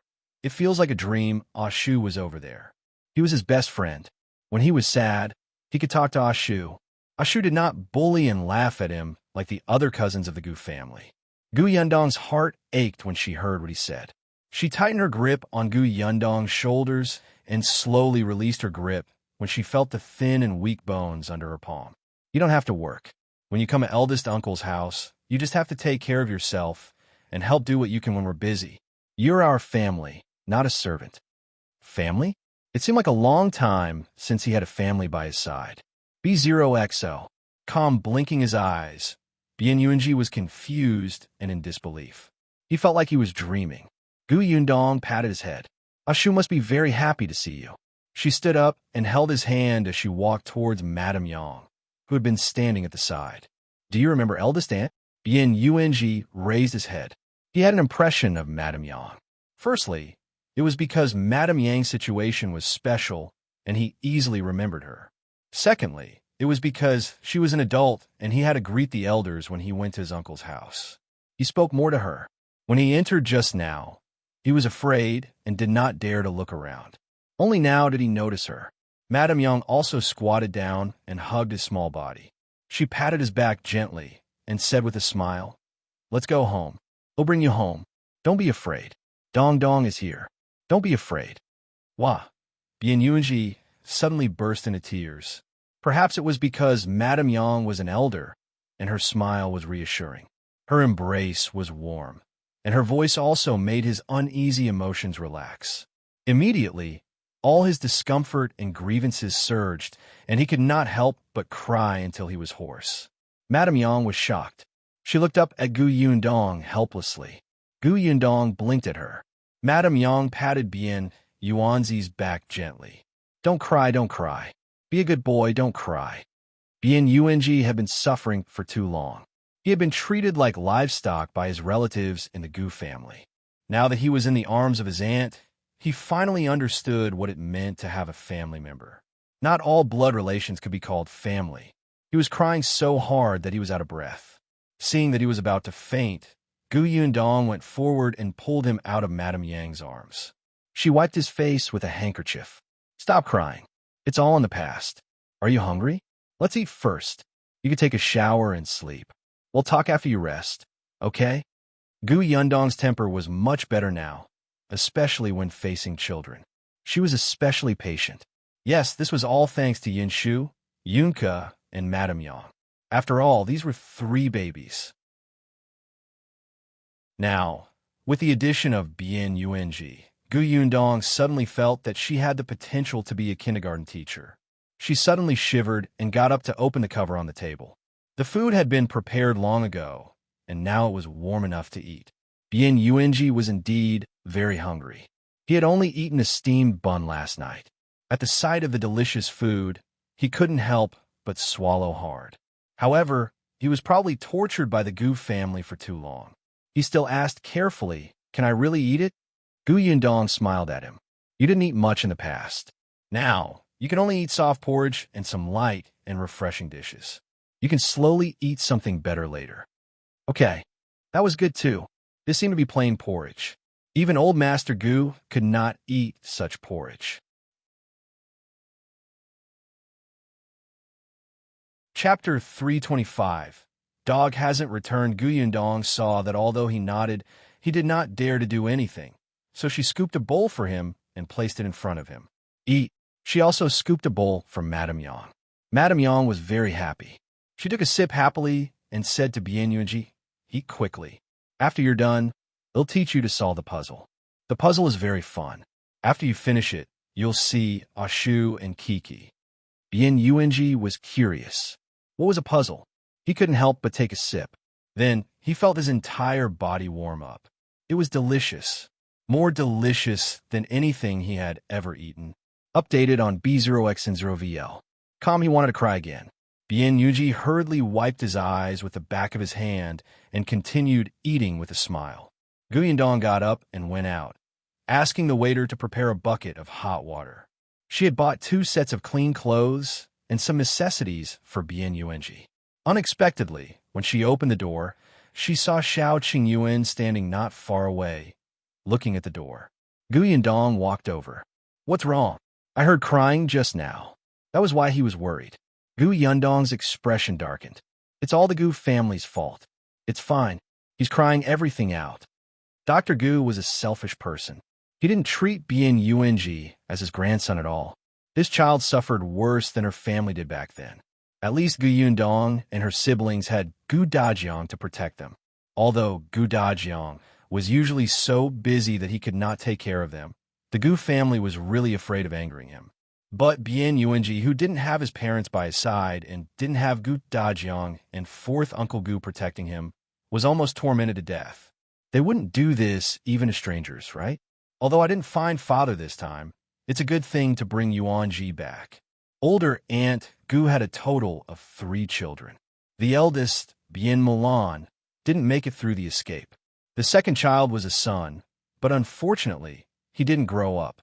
When he was 4 years old, he died because of a fever. Older Aunt Gu had been traumatized for a long time. It was only 8 years ago that she was pregnant with Bien Yuanji. He was older Aunt Gus' only bloodline. As they were talking, the waiter came over with the cold water that was to be mixed with the hot water. Only then did Gu Yundong open the door and let them in. The 2 people in the room were almost full. Bien Yuanzi's stomach had shrunk due to hunger, so he was already full after eating a little bit. Although he still wanted to eat, he touched his stomach and obediently put down the spoon. It was difficult to bathe after eating. Gu Yundong showed him the new clothes and asked him to choose one.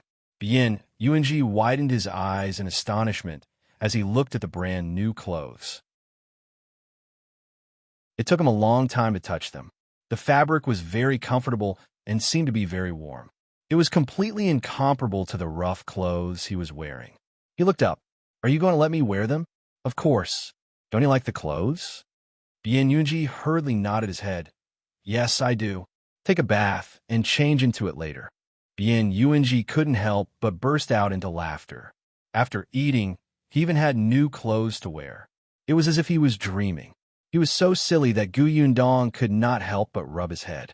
Gu Yundong waited for the waiter to bring them hot water before she went out to call Ah Shu, who happened to pass by, to help Bien Yunji bathe.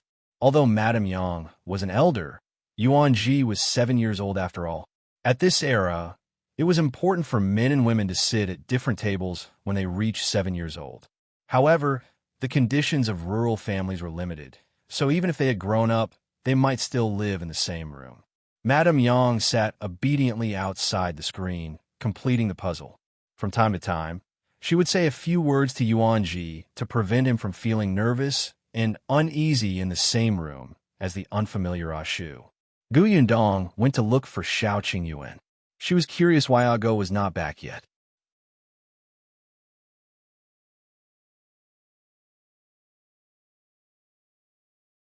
Chapter 326. Itchy hands unexpectedly. Just as she knocked on his door, Xiao Qingyuan happened to be coming out. He seemed to be looking for her for something. "What is it? Are you done over there?" Xiao Qingyuan asked as he let her in and closed the door. Gu Yundong nodded. "I felt that you had something to tell me just now." "What's wrong? Also, what did you ask Ah Go to do? Why isn't he back yet?" Xiao Qingyuan poured her a cup of tea and sat opposite her. "There's indeed something. Updated on B0X0VL. Calm as he spoke, he pushed the cup in front of her. He realized that she would always drink water when she was angry. Gu Yundong looked at him in surprise. This person. She took the cup of water silently. "Go ahead." When the Ding family went to ask for the child today, they quarreled with the Gu family. At that time, Madame Hu said that she saw with her own eyes that your mother was hit on the head and pushed into the river by Gu Da's wife back then. That's how she became like this. Gu Yundong suddenly stood up. "What did you say?" "I don't know if Madame Hu said it in her anger or if it's true. I'll let Ah Go stay in Gu village and keep an eye on old Gus family to see if it's true. If he can't find out, we can only ask Madame Hu." Gu Yundong's face was ashen. It was not an accident that her mother fell into the water and became like this. Was Jia Meizi the one who smashed and pushed her? Her mother had already suffered enough in the Gu family. She was low-key and hard-working, but Jia Meizi actually wanted her life. She suddenly lowered her head and took 2 sips of water. Xiao Qingyuan immediately poured more water for her. "Don't worry. We'll talk about it when Dog comes back." Gu Yundong slowly sat down, her gaze cold. Back then, when Madame Yang became like this, she had suffered so many insults and abuses. There were always some malicious fellows in the village who would deliberately trick her when they saw her, giving her something she shouldn't eat or making her do something she shouldn't do. In the beginning, Madame Yang was really miserable. At that time, Gu Yundong was still young and had to take care of her younger sister, who was born half a year ago and had no one to take care of her.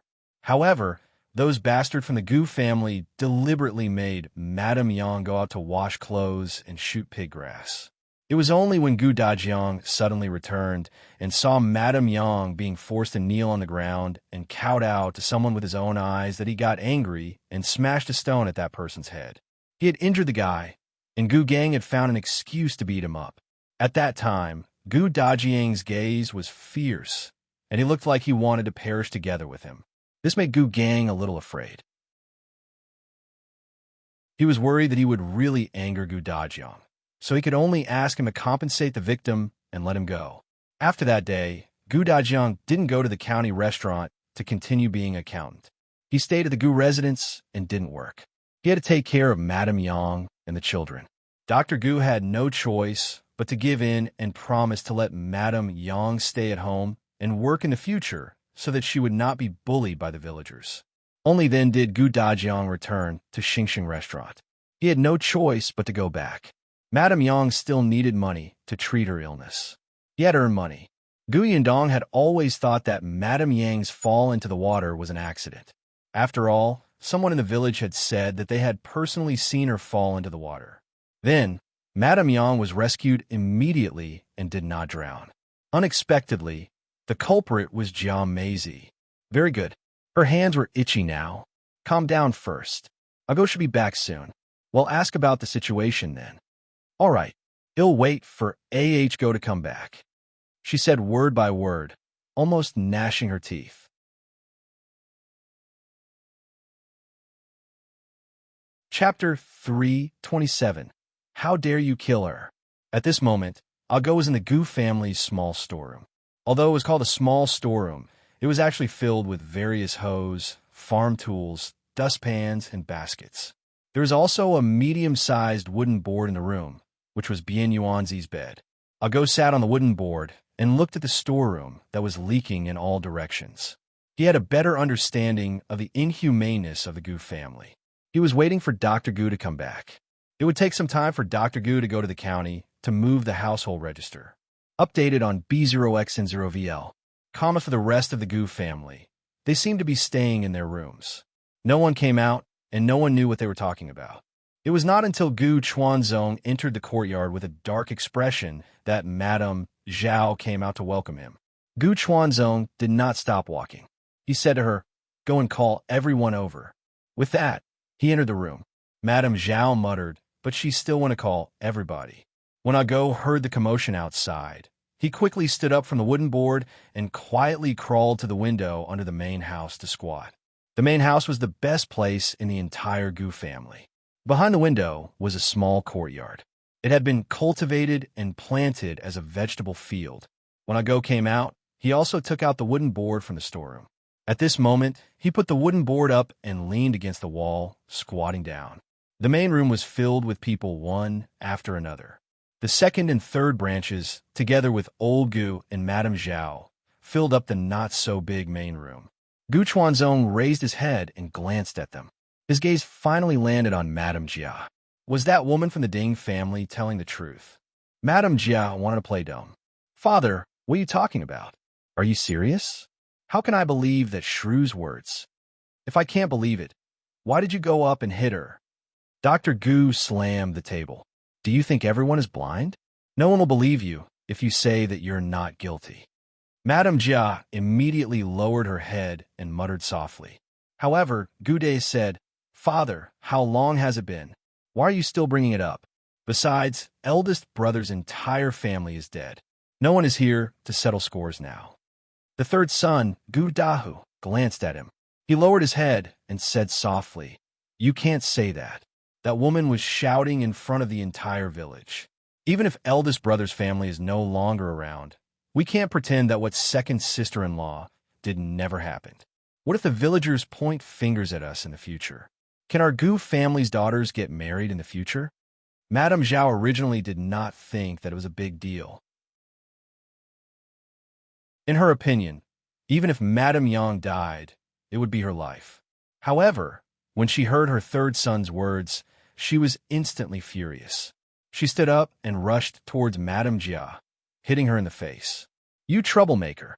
How can you be so capable? You even dare to throw a stone at someone. You're too vicious. It's not enough that you harmed yourself, but you also dare to implicate us." Gu Dai glared at his third brother and went up to stop Madame Zhao. "Mother, stop. What's done is done. What do you want?" Madame Zhao was accidentally pushed by him and took 2 steps back. Madame Chong happened to support her. "Mother, be careful." She lowered her voice. "Don't anger second sister-in-law. She was unhappy when Siener was sold." When Madame Zhao heard this, she suddenly shivered. What did she mean? Could it be that Madame Jia dared to kill her? Chapter 328.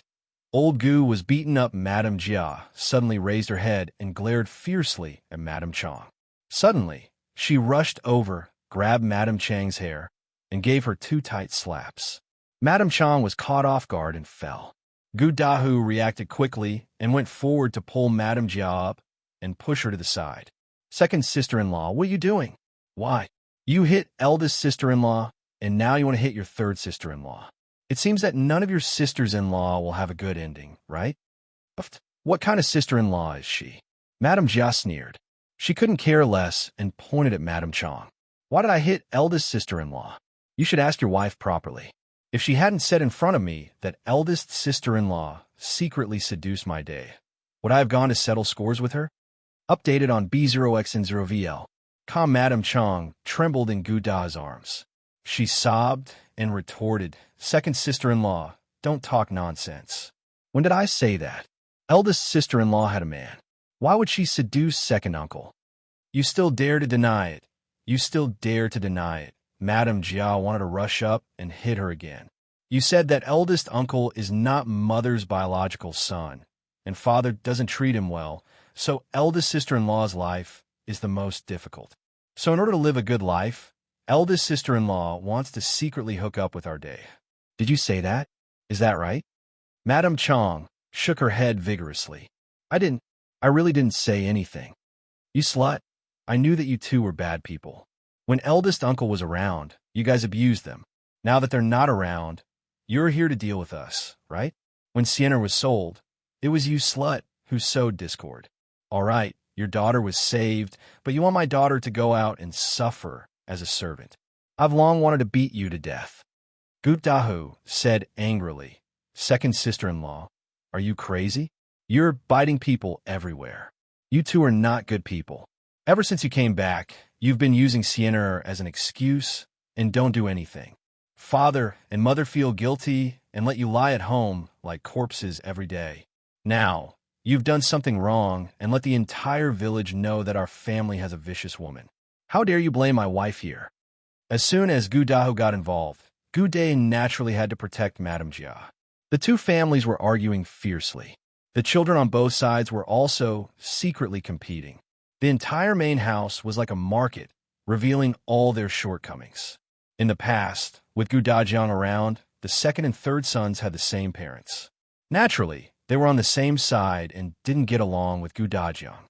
Now that Gu Dajiang's family was gone, only the two families lived under the same roof. However, Gu Day and his wife were lazy. When they were working, they would slack off if they could.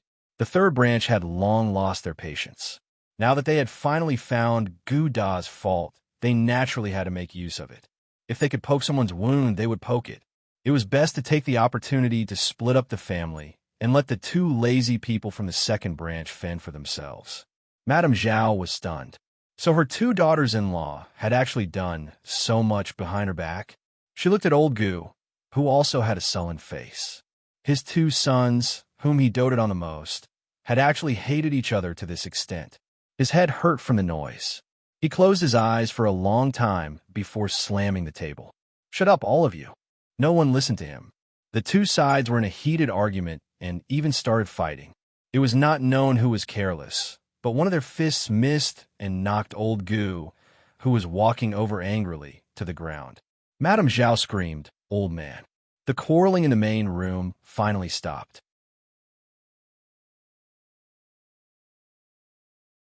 Chapter 329. Bakago, who was under the window, heard what happened and cursed in his heart. He deserved it. Dr. Gu was sent to the bed. Madame Jia immediately said, "I'll go find a doctor." After saying that, she ran out. Her positive attitude made Ago feel that something was wrong. After hesitating for a moment, Ago followed her silently. Madame Jia was not on the way to call a doctor.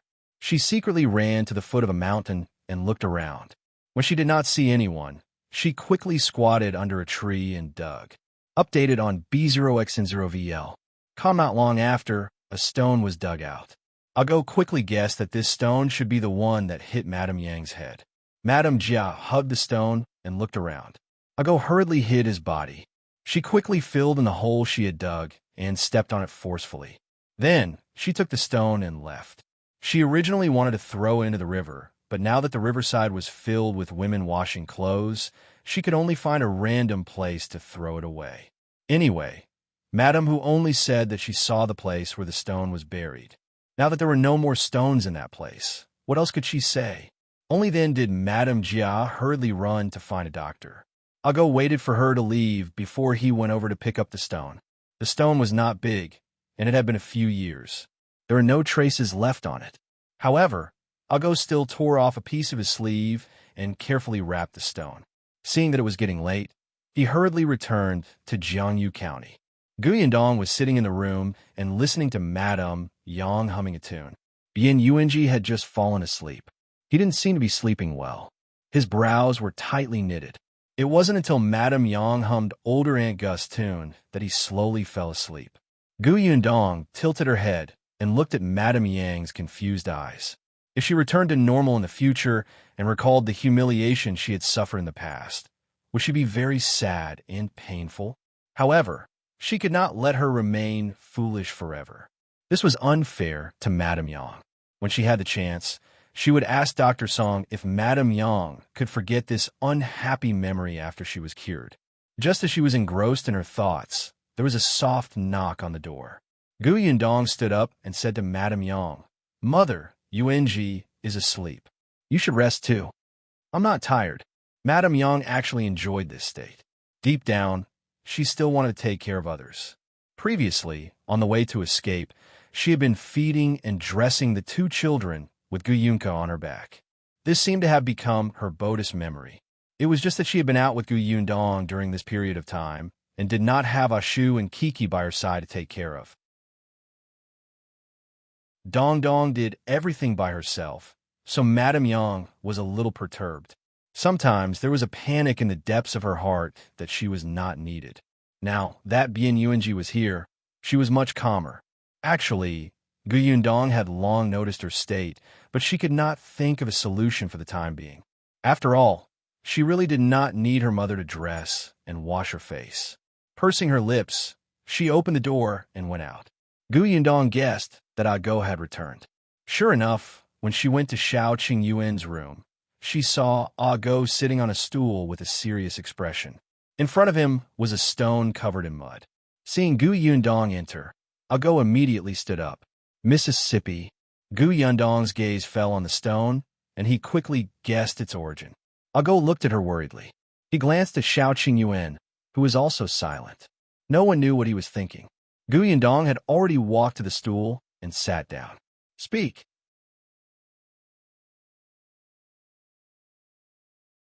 Chapter 3:30. Let them have a taste of blood. Ah Go nodded and immediately repeated what he had heard under the window of old Gus' house. His memory was extremely good, and he could almost recall everything that everyone had said. Gu Yundong listened quietly, her gaze fixed on a rock. After Ah Go finished speaking, she even poured him a glass of water. Ah Go felt that the latter's mood was a little strange now. He had clearly said it with righteous indignation, but the lady was so calm that there were no ripples. Updated on B0XN0VL. Calm only Xiao Qing Yuan knew that this was the calm before the storm. Sure enough, after she took the teacup from Xiao Qing Yuan and drank the water, the teacup was crushed by her. Ah Go was speechless. Was Miss Gu that strong? He tried to exert his strength, and even the veins on his face popped out, but the teacup was still intact. Ah Go silently put the teacup back and asked Gu Yundong, "Miss, what should we do next?" "We must teach old Gus family a lesson." More than a lesson. She wanted them to have a taste of blood. "Tell us." "Well, do it," Xiao Qing Yuan said. At the side, Ah Go nodded desperately. Gu Yundong thought of what old Gus family had done. Old Gu cared about his face and was selfish and hypocritical. Madame Zhao was unreasonable, ruthless, and unreasonable.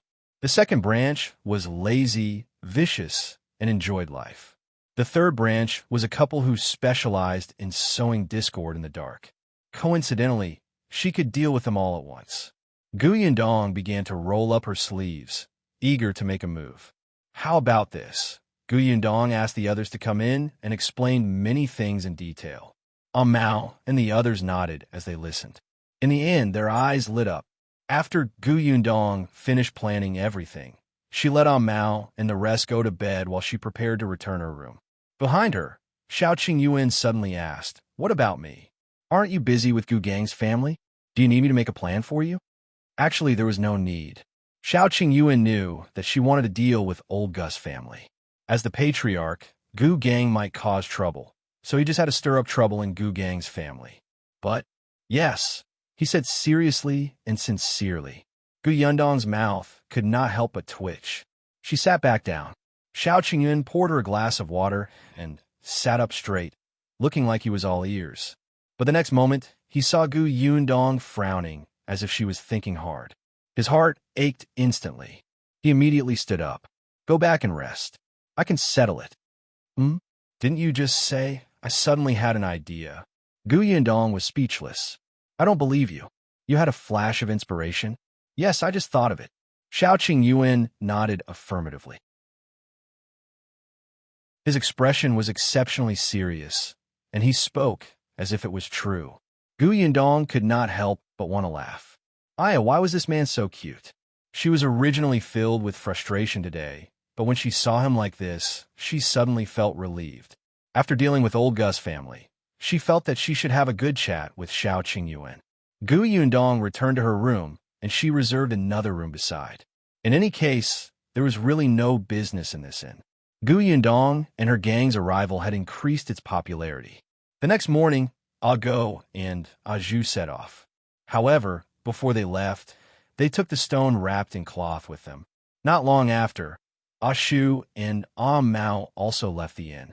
At this moment, Gu Yundong carried the food into the room and asked Madame Yang and Bian Yuanji to eat. Bian Yuanji walked to the table, and his eyes widened when he saw Xiao Qingyun enter.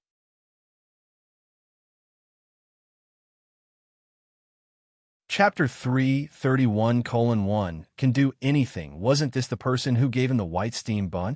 Bian Yuanji blinked. So, did his cousin send this guy over? What about the one from the day before? Was it also his cousin's doing? His eyes suddenly curved into crescents, and he smiled happily. Xiao Qingyun noticed his gaze and couldn't help but look at him. Updated on B0X0VL. Bian Yuanji hurriedly lowered his head and ate obediently. However, from the corner of his eye, he saw Xiao Qingyun scooping porridge for Gu Yundong. He could not help but think to himself that this was his cousin-in-law. She looked better than his ex-brother-in-law. She would definitely be happy in the future. Definitely. After everyone at the table finished eating in silence, Xiao Qingyun said, "Someone will come over later." Gu Yundong raised her eyebrows. Xiao Qingyun looked at the time and walked to the windowsill. He lowered his eyes and looked at the people coming and going below. After a while, a familiar-looking woman walked over and raised her head to look over. When she saw Xiao Qingyun, she quickly lowered her head. This person was Gu Gang's concubine, Madame Shen. MDM Shen was holding a basket in her hand, and there was a woman beside her. She did not notice MDM Shen's abnormality and was bargaining with the vegetable seller by the roadside. Seeing that the discussion was intense, MDM Shen suddenly said in a low voice, "I'm a little unwell. I'll go to the inn opposite to borrow the outhouse. If you've bought the vegetables, wait for me under the willow by the river." The woman frowned. She wanted to say that she was lazy and had a lot of feces and urine, but she still forced a smile. "All right, go ahead, but you have to give me the money for the groceries." MDM Shen gave her the money and the basket. She hurriedly turned around and entered the inn. The woman pursed her lips, but she was a little happier when she saw the money in her hand. She worked even harder to argue with the vegetable seller. If she could get the price lower by 1 copper coin, she would be able to keep 1 more copper coin. MDM Shen entered the inn and looked at the second floor. When she saw Xiao Qingyun, she hurriedly came up. After entering, she saw Gu Yundong, Madame Yang, and Bian Yuanji. Bian Yuanji also saw her. Of course, he recognized this person. In the past, when Madame Shen pitied him, she would occasionally give him some food. Bian Yuanji had a good impression of her and would not call her a vixen behind her back like the other children in the village did. MDM Shen was slightly surprised to see Bian Yuanji, who had changed completely. She smiled and nodded at him before looking at Gu Yundong. "You must be Miss Gu." "Miss Shen," Gu Yundong said with a smile. When MDM Shen heard her address, she was still in a daze. Ever since she became Gu Gang's concubine, she had heard many vicious and unpleasant titles. The best was Madame Shen. It had been a long time since anyone called her Miss Shen. MDM Shen was a little moved. She secretly took a deep breath and said, "I don't have much time. I'll make it short. Let's go to the room next door." Gu Yundong asked Madame Yang to teach Bian Yuanji to solve the puzzle, and the three of them went to Xiao Qingyuan's room. Originally, Xiao Qingyuan could have gone to the Gu village to look for MDM Shen. However, Gu Gang's wife kept a close eye on her and was especially keen to find trouble with her. Just 2 days ago, when Xiao Qingyuan went to look for her, he was almost seen by that woman. MDM Shen took the opportunity to go out. She even brought Gu Gang's daughter-in-law, MDMU, with her. Since ancient times, mother-in-law and daughter-in-law had always been difficult to get along. Madame Yu and her mother-in-law had always been at odds. Now that she had Madame Shen as her second mother-in-law, wouldn't she be close to her so that they could deal with a mother-in-law together? After the three of them sat down, MDM Shen asked, "What do you want me to do? What can you do?" MDM Shen sneered. "As long as Gu Gang receives retribution, I can do anything."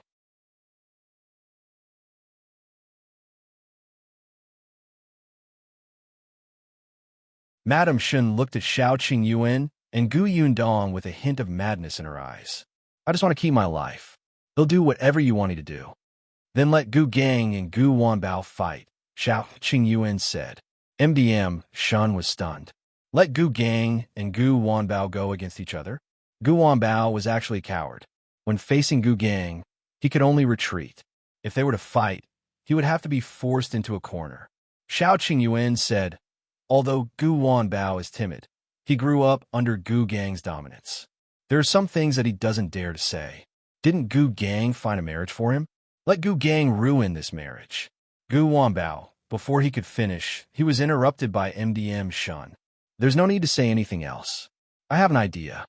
Xiao Qingyuan and Gu Yundong looked at each other. Seeing the determination in MDM Shen's eyes, they did not say anything else. If you need help, you can look for Ashu and the others. You've seen them before. All right, I'll go back first. MDM Shen stood up and turned to leave the inn. Gu Yundong looked at her back and frowned slightly. Why do I feel that her thoughts are a little dangerous? Xiao Qingyuan had this feeling in his heart too.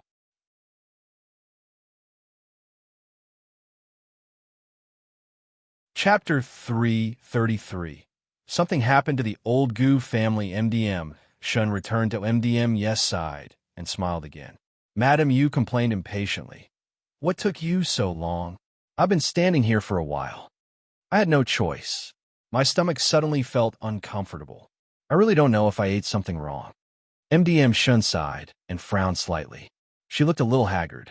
MDM Yu immediately exclaimed, the food this morning was made by mother-in-law.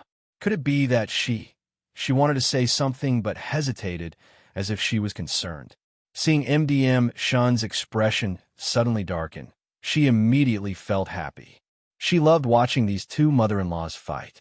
Because Madame Shen was not feeling well, the two of them sped up. After hurriedly buying things, they took the ox cart back. In the end, just as they got off the ox cart at the village, they suddenly saw the doctor in town running in hurriedly. The person leading the way was actually Gu Day. Beside them, the women in the village were discussing mysteriously. Madame Yu was a person who liked to join in the fun. She quickly ran over and asked around. The woman immediately said, something happened to Gu Da's wife. This morning, when she carried her clothes to the river to wash them, she was suddenly knocked on the head and fell into the river. Ah, Madame Yu was surprised. Is that person still alive? She's alive. Someone downstream saw her fall into the river and quickly saved her. Speaking of which, it's strange. That person only saw Jia Maisie fall into the river, but he didn't see anyone push her down. Isn't this situation exactly the same as when Gu Dajiang's wife fell into the river? Do you think Gu Dajiang's wife came back to take revenge? The person who spoke at the end lowered his voice, carrying a strange aura.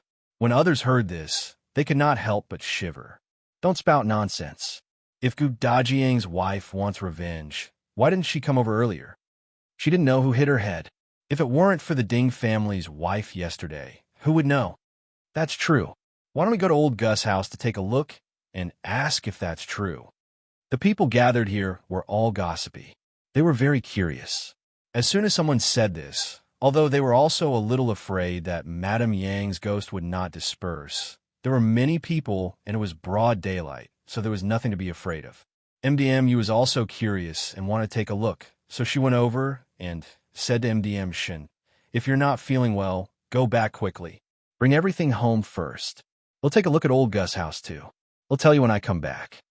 After saying that, she stuffed the basket in her hand into Madame Shen's hand. "All right, I'll go back first." Before MDM Shen could finish speaking, MDMU impatiently followed the others towards old Gus' house.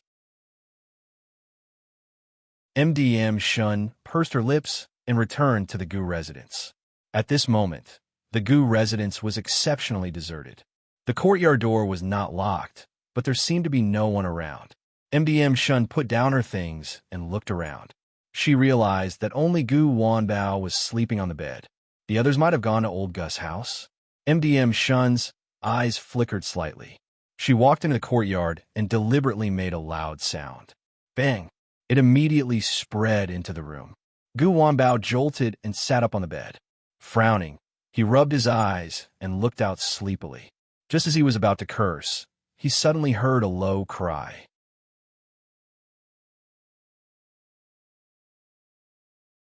Chapter 334. You're My Darling. Gu Wanbao was stunned. He immediately got off the bed and looked in the direction of the voice. He saw MDM Shen sitting in the central room with her head lowered, wiping her tears. That low, sobbing voice was actually indescribably melodious and pleasing to the ear. Gu Wanbao could not help but feel an itch in his heart.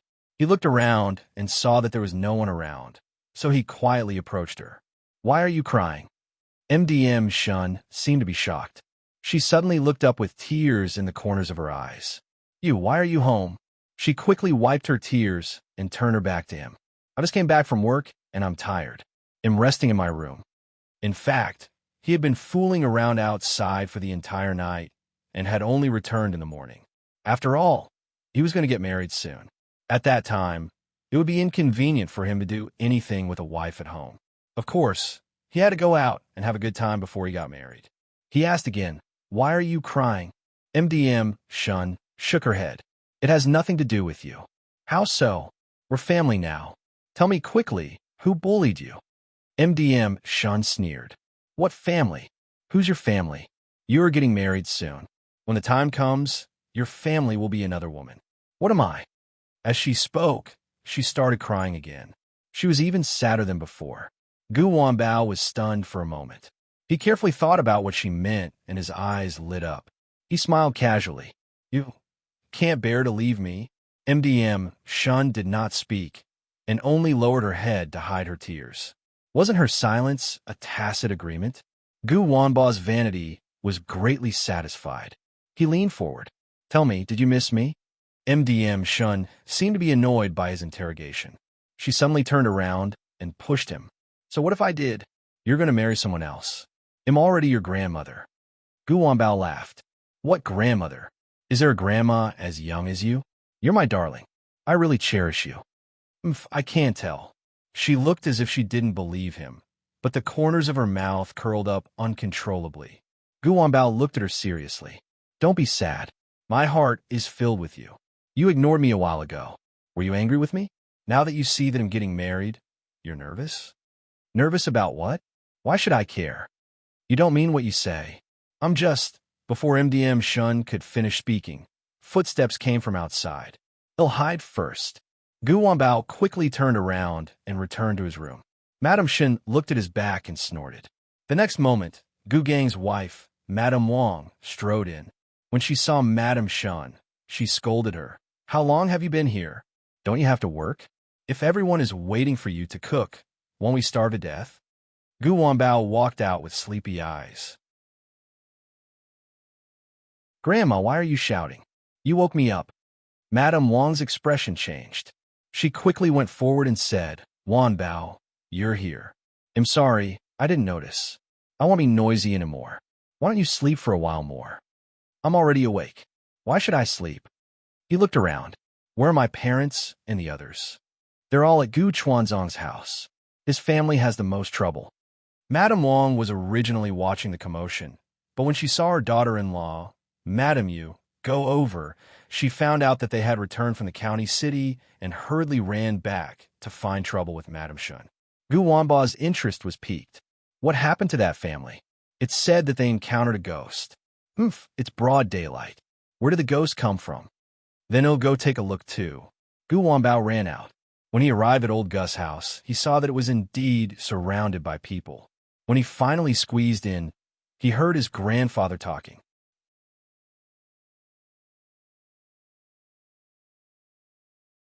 Chapter 335. Scared to death. Why doesn't your family ever stop?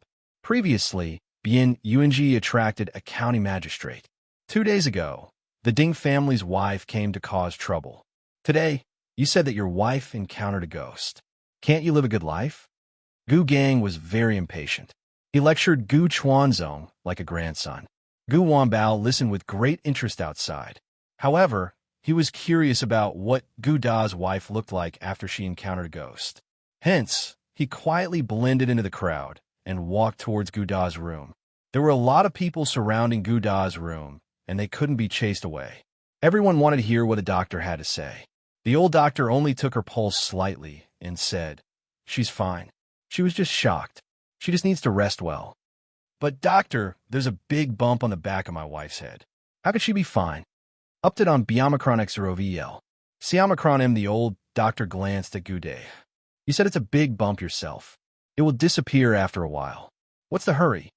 Gude wanted to say something, but the old doctor had already left impatiently.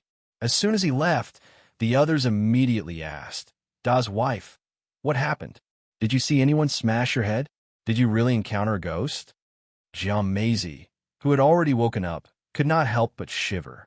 She did not know who hit her on the head, but she knew that she was not by the river when she fainted. When she was at the foot of the mountain, she felt a pain in her head and fainted. However, the women who had saved her just now said that when they saw her, she was standing by the river upstream. They called her a few times, but she did not respond. Instead, she fell straight into the river, and there was no one beside her. She looked as if she had been possessed by a ghost. Without needing anyone to remind her, Jiang Maisie almost immediately thought of Madame Yang. Wasn't it exactly the same when she pushed Madame Yang into the river? But the problem was that when she pushed Madame Yang, she happened to be at the corner of the river. At that time, a big rock blocked her figure. Therefore, no one could see if Madame Yang had fallen accidentally or been pushed down. However, no one had expected someone to be so vicious as to kill someone. Therefore, when Gu Dajiang asked, the women by the river said that she had slipped and fallen into the river and hit her head. As it happened, Madame Yang had become stupid, so she naturally could not defend herself. However, Madame Zhao was different. There were no obstacles around the place where she fell into the water. Everyone could clearly see that she was standing alone by the river with her body leaning forward. At that time, a woman called out to her. Then, she fell. Jiang Maisie was still afraid when she thought about it. She even felt that Madame Yang might be beside her. The people in the room were still discussing loudly. Gu Day had a headache from the noise and suddenly roared, "All of you get out. Didn't you hear the doctor say that my wife needs a good rest? Get lost." As he spoke, he asked his eldest son, the 12-year-old Gu Feier, to chase them away. Gu Feier picked up the broom beside him and waved it at the crowd. A group of gossipy women. "Do you have nothing better to do? Get out, get out." As he did this, everyone left one after another. However, they were cursing and swearing. Some even said that Jiang Maisie deserved it. This was her retribution. The third branch of the Gu family, Gu Dahu and his wife, also came to visit. The two of them looked at each other and laughed. Now, the two branches had completely fallen out with each other and did not even greet each other. Seeing Jiang Maisie encounter such a thing, the two of them were indescribably happy. Unexpectedly, just as they were about to return to their room, they suddenly heard two voices discussing from the corner of the wall.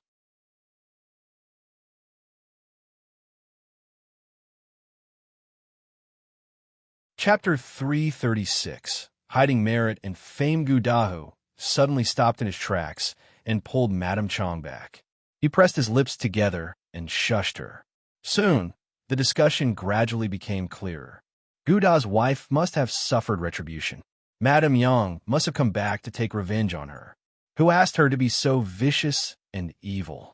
Do you think Gu De will also suffer retribution? Gu De didn't break his sister-in-law's head and push her into the river, right? Otherwise, why was Jiang Meizi the only one who got into trouble today? You don't know about this, right? Another person said mysteriously. Let me tell you, Gu De was drunk some time ago and personally said that on the way to Qingan Prefecture, he knocked his niece's head and even snatched a tael of silver. I heard that his niece was already half dead at that time. Do you think she died because he knocked her? Update on Biomicron X0VEL. Siomicron M.O. There's such a thing? That's why I wondered if his niece would seek revenge on Gu De. The two of them chatted for a while before suddenly getting up and leaving. Gu Dahu stood where he was, deep in thought. On the other hand, Madame Chong hurriedly walked around to look at the two people who were talking. Unfortunately, she could only see the backs of the two men. They were wearing the clothes of ordinary villagers. She did not know who they were. When she returned, she saw Gu Dahu's eyes shining. He pulled her back to the room and whispered, I have an idea. Do you want to hear it? What is it? Second sister-in-law has harmed eldest sister-in-law. Isn't there a retribution now? Then second brother has harmed Yundong. Shouldn't he pay the price too? Madame Chong was stunned. Gu Dahu cackled.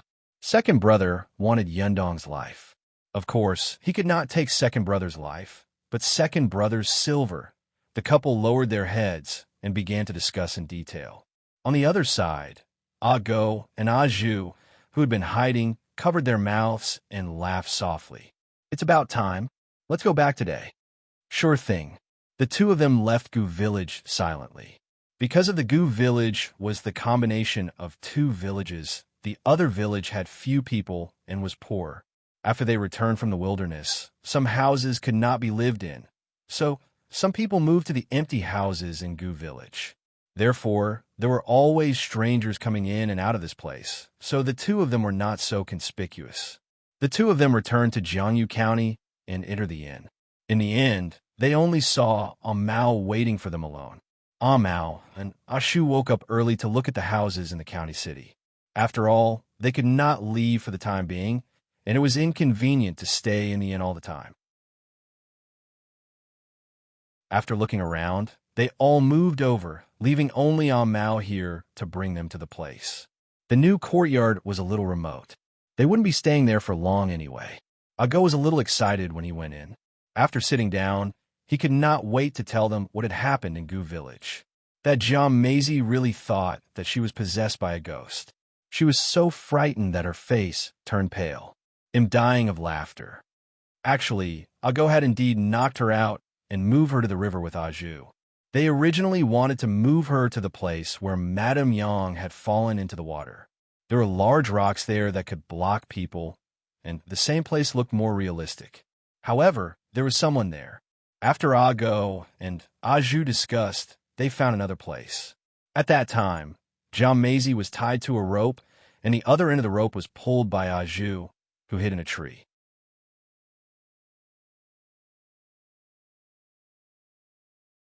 Chapter 337. It must be Gu Yundong. Ah Go went into the water and stuck his head out. He grabbed Madame Jia's feet and held them in place. From afar, it was like Madame Jia was standing facing the river, her body leaning forward as if she was about to fall. However, they could not see Ah Go in the water. When they called out to Madame Jia, Ah Go untied the rope on her body and Madame Jia fell into the river. In order not to kill anyone, Ah Go even put her head aside. Then, he swam to the other side and immediately changed his clothes when he got ashore. Fortunately, the weather was gradually getting warmer. Although it was still a little cold, Ah Go felt fearless. Even so, Gu Yundong still made him drink a large bowl of ginger tea to get rid of the cold. Update on Biomicron X0VEL. Siomicron M. Gu Dahu and his wife should have fallen for it too. Speaking of this, everyone could not help but feel excited. Ah Mao said, "We should go to Gu Village tomorrow." The next day, Ah Shu went to Gu Village with the excuse of settling down. They pretended to be dissatisfied with other places and had no choice but to run back to Gu Village. On the other hand, Gu Gang became even more smug and arrogant. Ashu said that he wanted to walk around the village first. When Gu Gang saw that there was a chance, he immediately brought him along. They walked to the entrance of old Gus' house. Then, they heard a commotion coming from inside. "Father, there was a thief in our house. I don't have any money left in my room." The smile on Gu Gang's face suddenly fell, and he gritted his teeth in anger. Ashu looked inside curiously. Gu Da's loud shout had called the whole family over. When Madame Zhao heard that her house had been robbed, she immediately turned around and returned to her room. She looked at her money bag and heaved a sigh of relief. However, her expression immediately turned ugly. She came out and asked him, "You saved money? How much did you save? Was it your wife who urged you?" "Mother, why are you still talking about this at a time like this? Our house has been robbed." "Madame Zhao, robbed? Then why didn't I lose anything in my room?" "I didn't lose anything in my room either. Even the copper coin that Mother gave our bower yesterday is on the table." "It's still there," Madame Chong added. Gu Dai was stunned. What did she mean? Was he the only one who lost money in his room? Gu Dahu suddenly seemed to have thought of something and exclaimed, "Second brother, don't tell me it was also taken by a ghost? It even specially took your silver." "What did you say?" Gu Dai glared at him fiercely. Gu Dahu quickly took a step back. Why is second brother so angry? Could it be that second brother has forgotten that he snatched Yundong's money on the way to escape? "Look, she came back to take revenge on you." Otherwise, while second sister-in-law is still recuperating in her room, who would dare to go in and steal? When everyone heard this, their expressions instantly changed. It would have been fine if Jiang Maisie had encountered such a strange thing alone, but now, even Gu Dai had encountered it. Well, Gu Dai felt as if his throat was choked, and he could not say a word. Ashu, who was outside the door, clicked his tongue. A trace of embarrassment flashed across Gu Gang's face. They're all talking nonsense. There's something wrong with the brains of everyone in old Gus' family. Ashu didn't say anything and turned around to go back. When they returned to Gu Gang's house, Gu Gang started to talk about the price again, but Ashu did not say a word. The central room was silent for a moment. On the other hand, a mouse sauntered out again. When no one was around, he walked to the kitchen. Seeing that MDM Shen was alone, he quickly went in and said, "Miss Shen, my lady asked me to tell you something."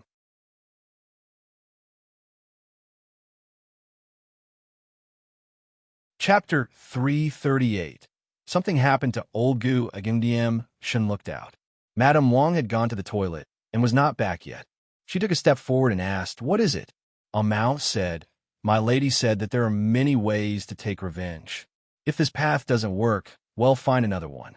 However, it's not worth it to sacrifice yourself for revenge." When Madame Shen heard this, she was stunned. Did that Miss Gu guess something? She pursed her lips and looked up to say something, but Mao had already left. Update on Biomicron X0VL. Siomicron M, MDM, Shen secretly pinched her fingers. Another way?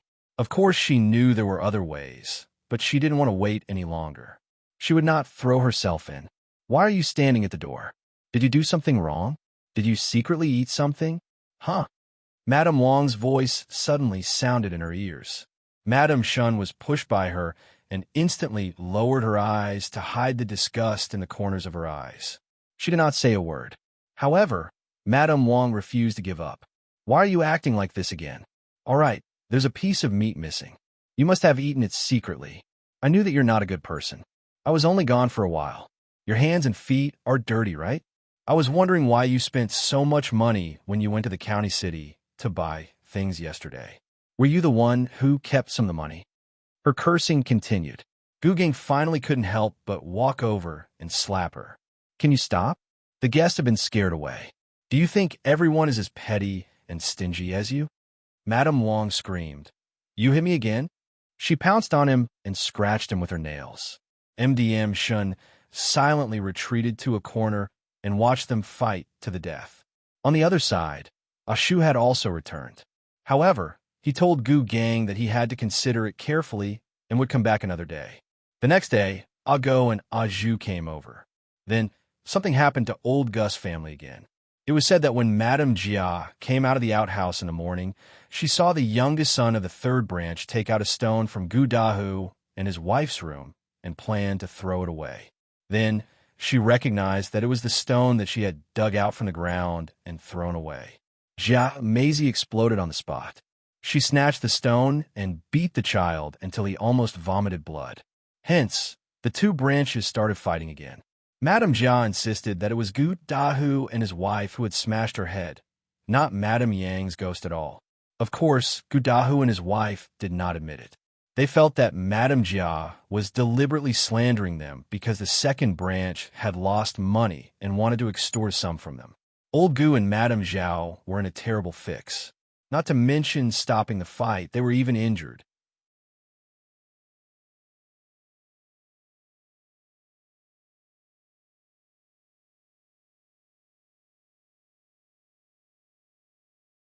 Chapter 339. The end of the old Gu family. Gu Day leaned over to take a look and realized that one of the pieces of silver looked very familiar. When he took a closer look, he immediately recognized it. Wasn't this his? He remembered that when he went to exchange for copper coins, the silver fragments were in this shape.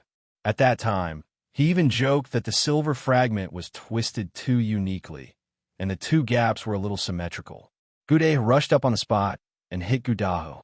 He scolded him for being a thief and wanted to send him to the officials. He scolded his brother's wife for being a murderer and trying to murder Madame Jia. The two branches started fighting again. This time, even the children were involved.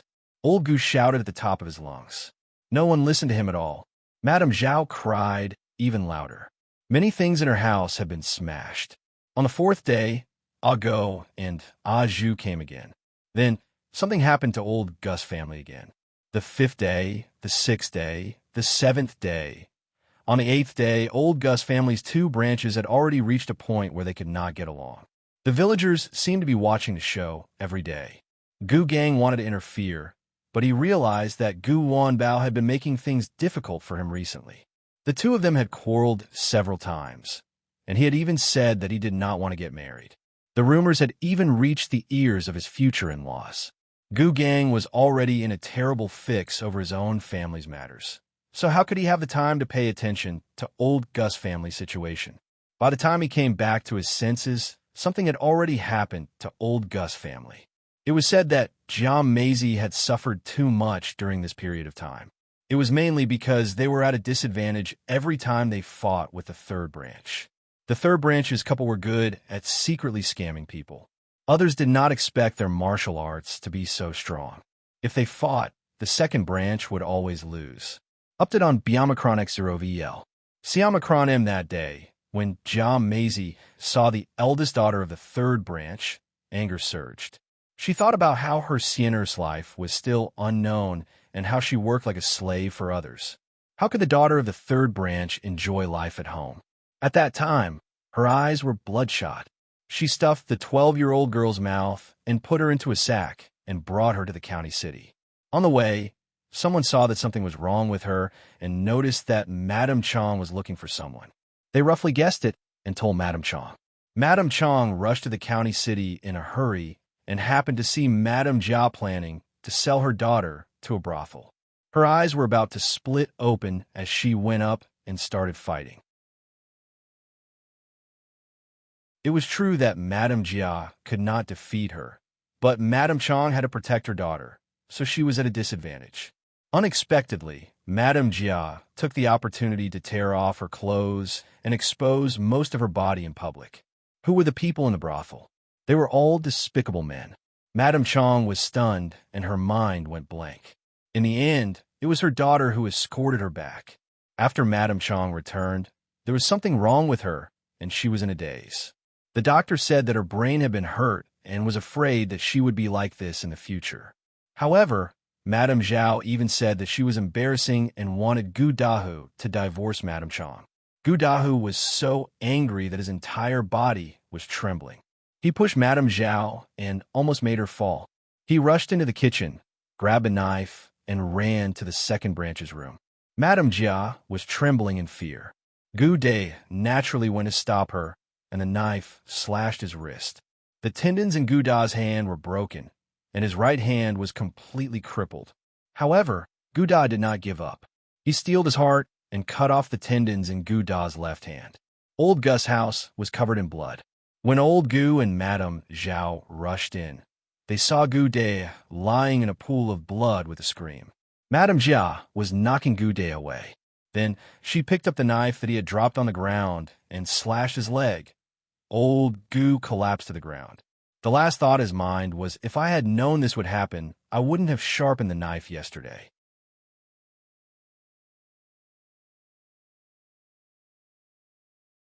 Chapter 340. The godlike Gu Yundong. The villagers were shocked by such a huge incident.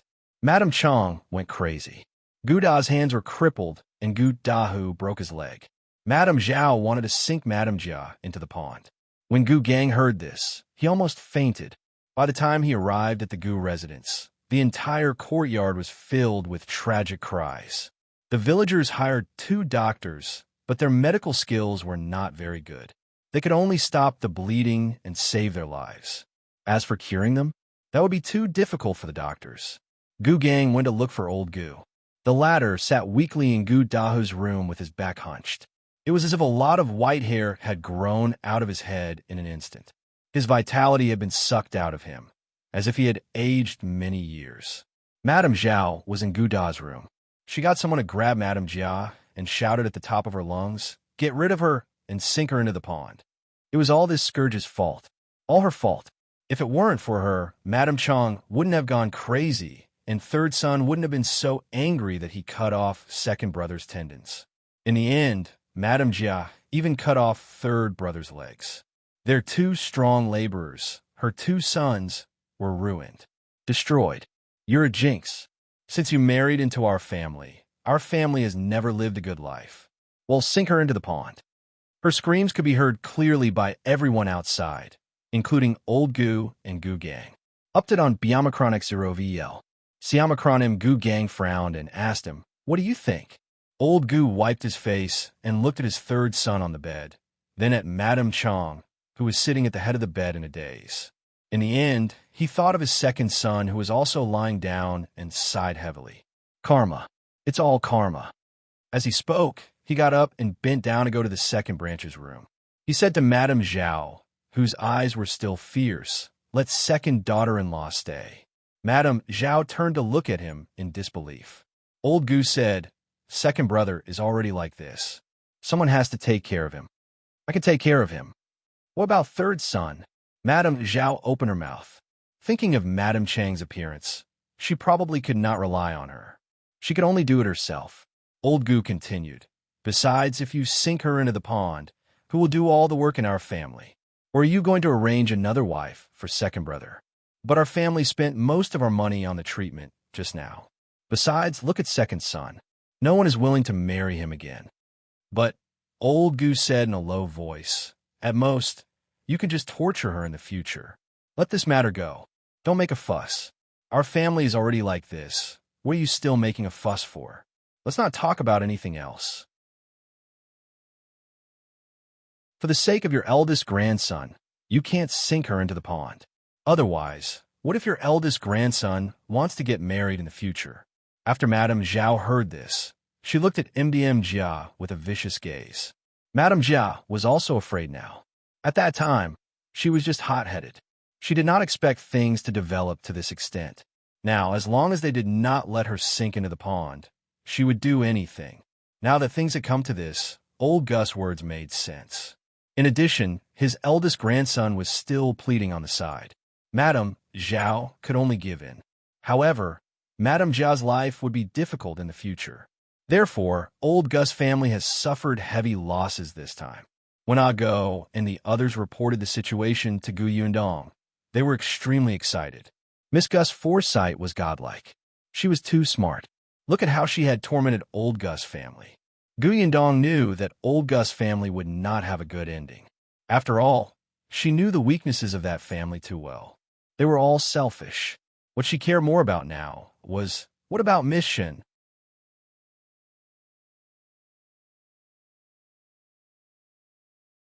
Chapter 341.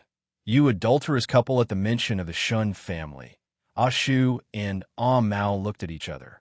Of course, they already knew how Madame Shen planned to deal with Gu Gang. Although they felt that it was not worth it, there was nothing they could do since Madame Shen insisted on doing so. Shu said, Miss Shen asked me to help her tomorrow. She should be preparing to reel in the net. Gu Yundong nodded. Go there early tomorrow. The next day, Shu went to Gu Village again.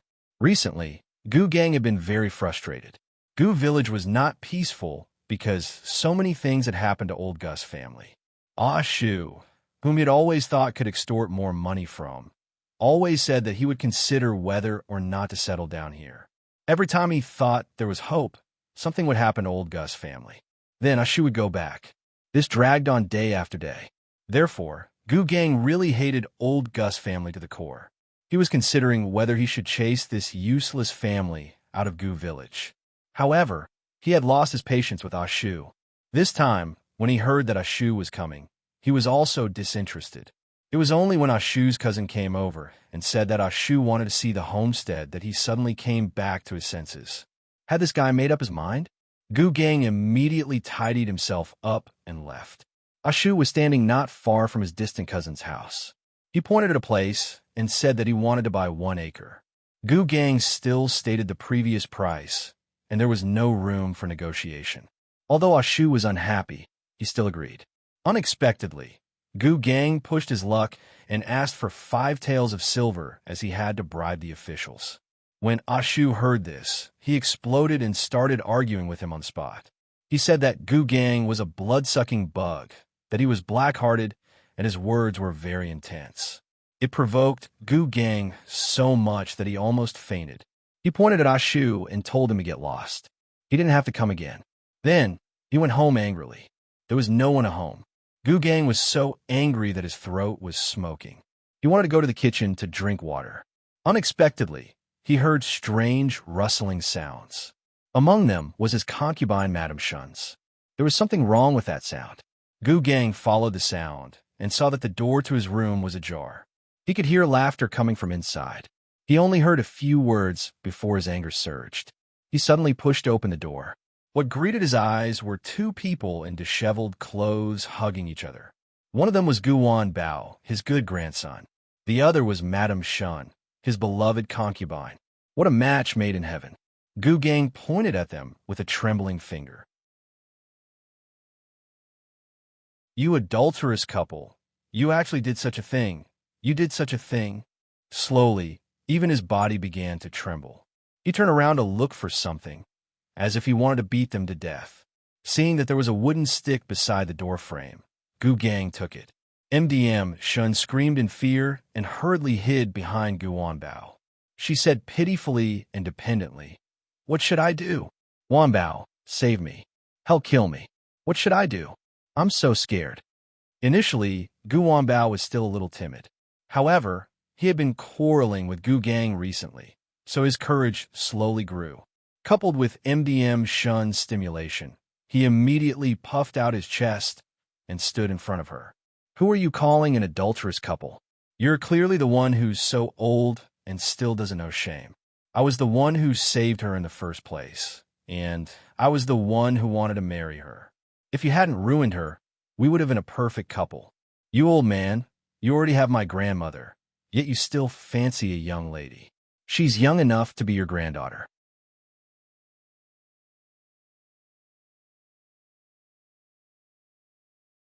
Chapter 342. Escaped Youth. Gu Gang raised his hand that was holding the wooden stick high, but he could not smash it no matter what. He felt that his hand was out of control, and a bad feeling welled up in his heart. Gradually, his pupils enlarged, and Gu Gang made a difficult hee-hee sound. He walked towards Gu Yundong step by step, his eyes bloodshot as if he wanted to say something. However, in Gu Yundong's eyes, it was obvious that he wanted to kill him. However, Shen saw that something was wrong before him. She tugged at Gu Yundong's sleeve. Is he going to beat us to death? Let's run. Gu Yundong pulled him away. Gu Gang was a little anxious. He moved his other hand and seemed to be able to control it. He immediately grabbed Gu Yundong, who was walking past him. Gu Yundong's expression changed. In his panic, He grabbed the scissors in the embroidered basket and stabbed them at him. Bright red blood spurted out, dyeing Gu Wanbao's hands and his clothes red. Gu Gang lowered his head in disbelief and looked at the scissors stuck in his chest. Gu Wanbao was also shocked. He lowered his head and looked at his hands. He had killed someone. He killed his own grandfather. Gu Wanbao suddenly took 2 steps back. He looked at Madame Shen, who also looked at him with wide eyes. You have to pay with your life for killing someone, she said with difficulty. Gu Wanbao's face turned pale. He shook his head. No, I didn't do it on purpose. I don't want to pay with my life. I don't want to die. I don't want. He turned around and ran out in a panic. MDM Shen was still standing on the spot. She looked at Gu Gang, who was panting heavily on the ground, and suddenly laughed. Mao's head appeared at the door and waved at her. Let's go. MDM Shen cleaned up the traces on the bed and followed Mao over the wall, temporarily leaving the Gu residence. At this moment, Gu Wanbao did not expect to bump into Ashu and his cousin the moment he ran out of the door. Ashu saw the blood on Gu Wanbao's hand at a glance, and so did his cousin. They both looked at him in shock. Gu Wanbao shook his head violently. I didn't. As he spoke, he ran away quickly and disappeared in an instant. Before Ashu could say anything, his cousin shouted, "Oh no, something must have happened." She ran into the house first and searched around. In the end, she found a person lying on the ground in Gu Gang's main room, covered in blood. Screams instantly resounded throughout the entire Gu family. Not long after, people arrived one after another. MDM Shen also came in with a basket. When she saw that her house was surrounded by people, she asked in surprise, "What's wrong? Why are they all gathered at our door?" When someone saw her coming over, he immediately said, "Oh, you're back. Something happened at your house."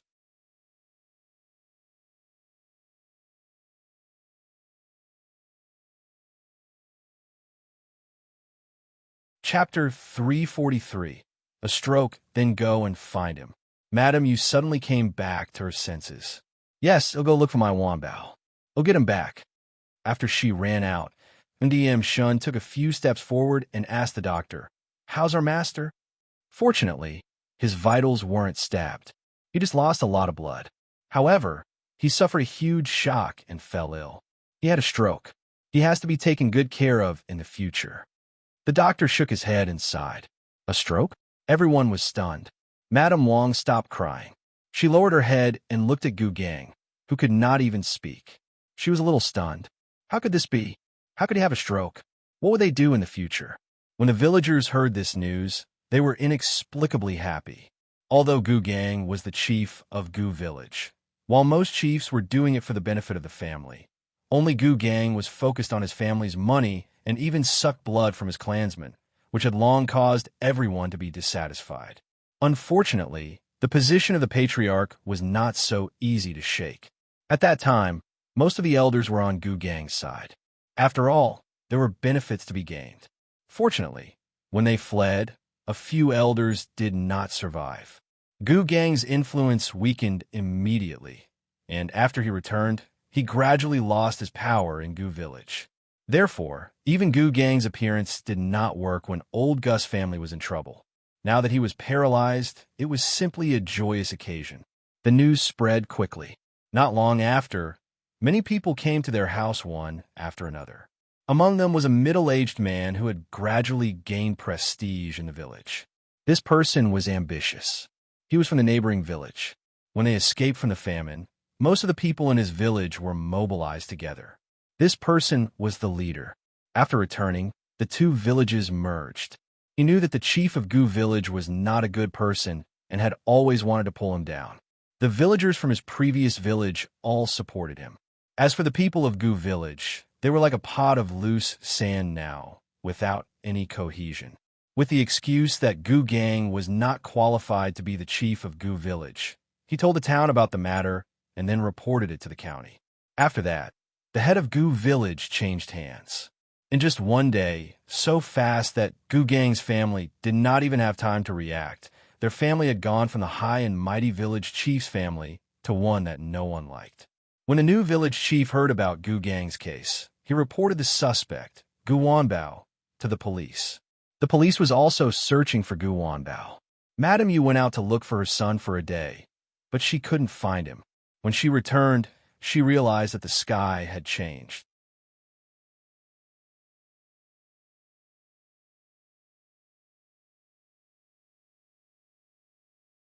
Chapter 344.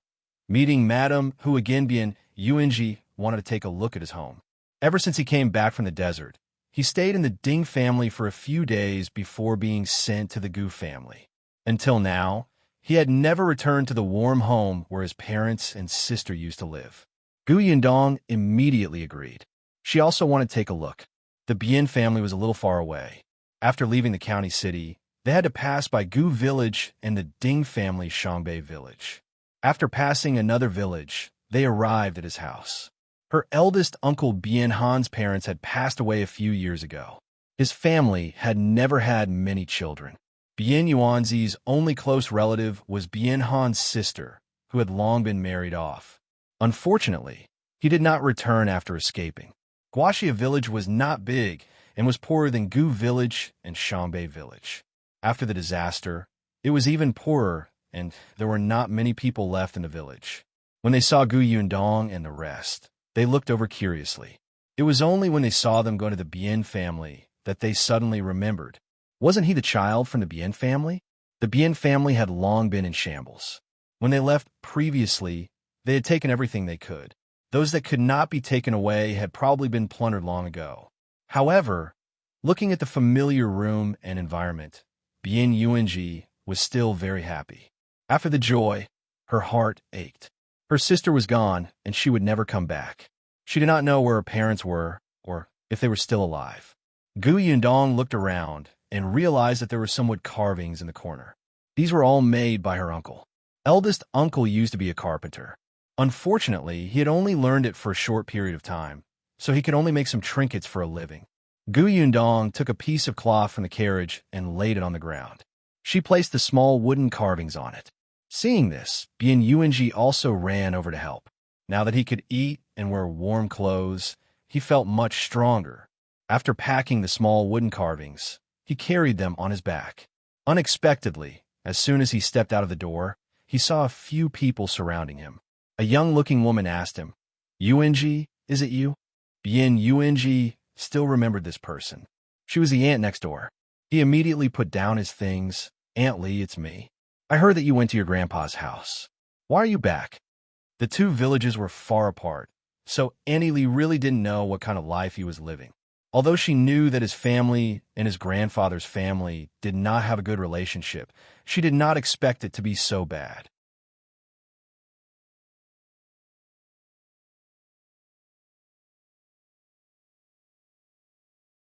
Chapter 345. A Little Familiar Upped by BUXN0VL. Siamakron and Madame, who called out to him tentatively, "Yuinj?" She couldn't be blamed for not being sure. It was mainly because Bien Yunji was too different from what she had seen before. Who would have thought that in just 10 days, this person would become a completely different person? It seemed that he had indeed lived a good life. Madame, who felt a little jealous. When Ding Jinsheng came back that day, she panicked when she didn't see Bien Yunji. She thought that Ding Jinsheng had really sold him after getting him back from old Gus family. Wasn't he just out of the tiger's den and into the wolf's den? Wouldn't Bien Mulan look for him in the middle of the night? At that time, Madame Hu cried and asked Ding Jinsheng to bring him back. Unexpectedly, Ding Jinsheng said, "Didn't you dislike him? Then wouldn't it be good if I sent him to a family who wanted to adopt him?" Madame Hu almost went crazy with anger. "I don't like him, but what can I do? What if his sister comes to me in the middle of the night to take my life?" "Mother, Mulan just doesn't want Yunji to suffer. Think about it. Did she only ask you to let's take him away from the old Gu family?" Madame Hu actually didn't dare to recall the situation at that time. It was Father Ding who nodded and confirmed that Bien Mulan had indeed said that. However, Madame Hu was still afraid. Ding Jinsheng advised her, "That family is quite good and well off. Yunji doesn't have to worry about food and clothing. It's much better than in our family. If Mulan finds out, not only will she not blame us, she will even thank us." Madame Hu was skeptical. Although it made sense, she still didn't dare to sleep that night. She waited all night with dark circles under her eyes and heaved a sigh of relief when she didn't see Bien Mulan and the black and white ghosts again. She fell onto the bed and slept for an entire day and night. When she woke up the next day, she heard that something had happened to old Gus' family and that it was haunted. Jia Meizi had also been hit on the head and fell into the water, just like Madame Yang back then. At that time, she felt that Bien Mulan was taking revenge on old Gus' family and was secretly happy. She secretly thought that the woman deserved it and started to laugh at her. However, something had been happening to old Gus' family. In just 10 days, they had actually reached the point of killing each other and breaking their limbs. Madame, who was a little afraid, she felt that Mulan seemed to be a little ruthless and especially vengeful. She was afraid that after Mulan finished dealing with old Gus' family, she would remember what Madame who had done wrong and look for her again. Therefore, Madame who set up a memorial tablet for Bien Mulan at home and burned a lot of paper money. In the end, she still felt uneasy. She actually dreamed of Bien Mulan's family in the middle of the night. She shivered and came to the Bien family the next day. She wanted to clean the house with the Bien family so that Bien Mulan could stay at her maternal home if she had nothing to do and wouldn't scare them again. He didn't expect to see Bien Yuanji here. Bien Yuanji still looked like he was living a good life. Madame who shifted her complicated gaze away from him and looked at Gu Yundong. Then she was stunned. This woman looked a little familiar. Miss, have we met before? Gu Yundong did not like Madame Hu. Initially, she did not want to talk to her. Unexpectedly, Madame Hu remembered it herself. By the way, it's at Xingxing restaurant, right? You asked my Jin Ching about something, right? Gu Yundong was a little surprised. He did not expect Madame Hu to have such a good memory at her age. Madame Hu was a little jealous. Her Jinqing knew such a rich family first, but she didn't expect Bien Yuanji to take advantage in the end. Gu Yundong nodded slightly and said to Bien Yuanji, "Let's go." Yeah. Madame Yang also held Bien Yuanji's hand and said, "Don't be afraid. Dong Dong will protect you." Madame Hu was stunned. Why did this person's words sound?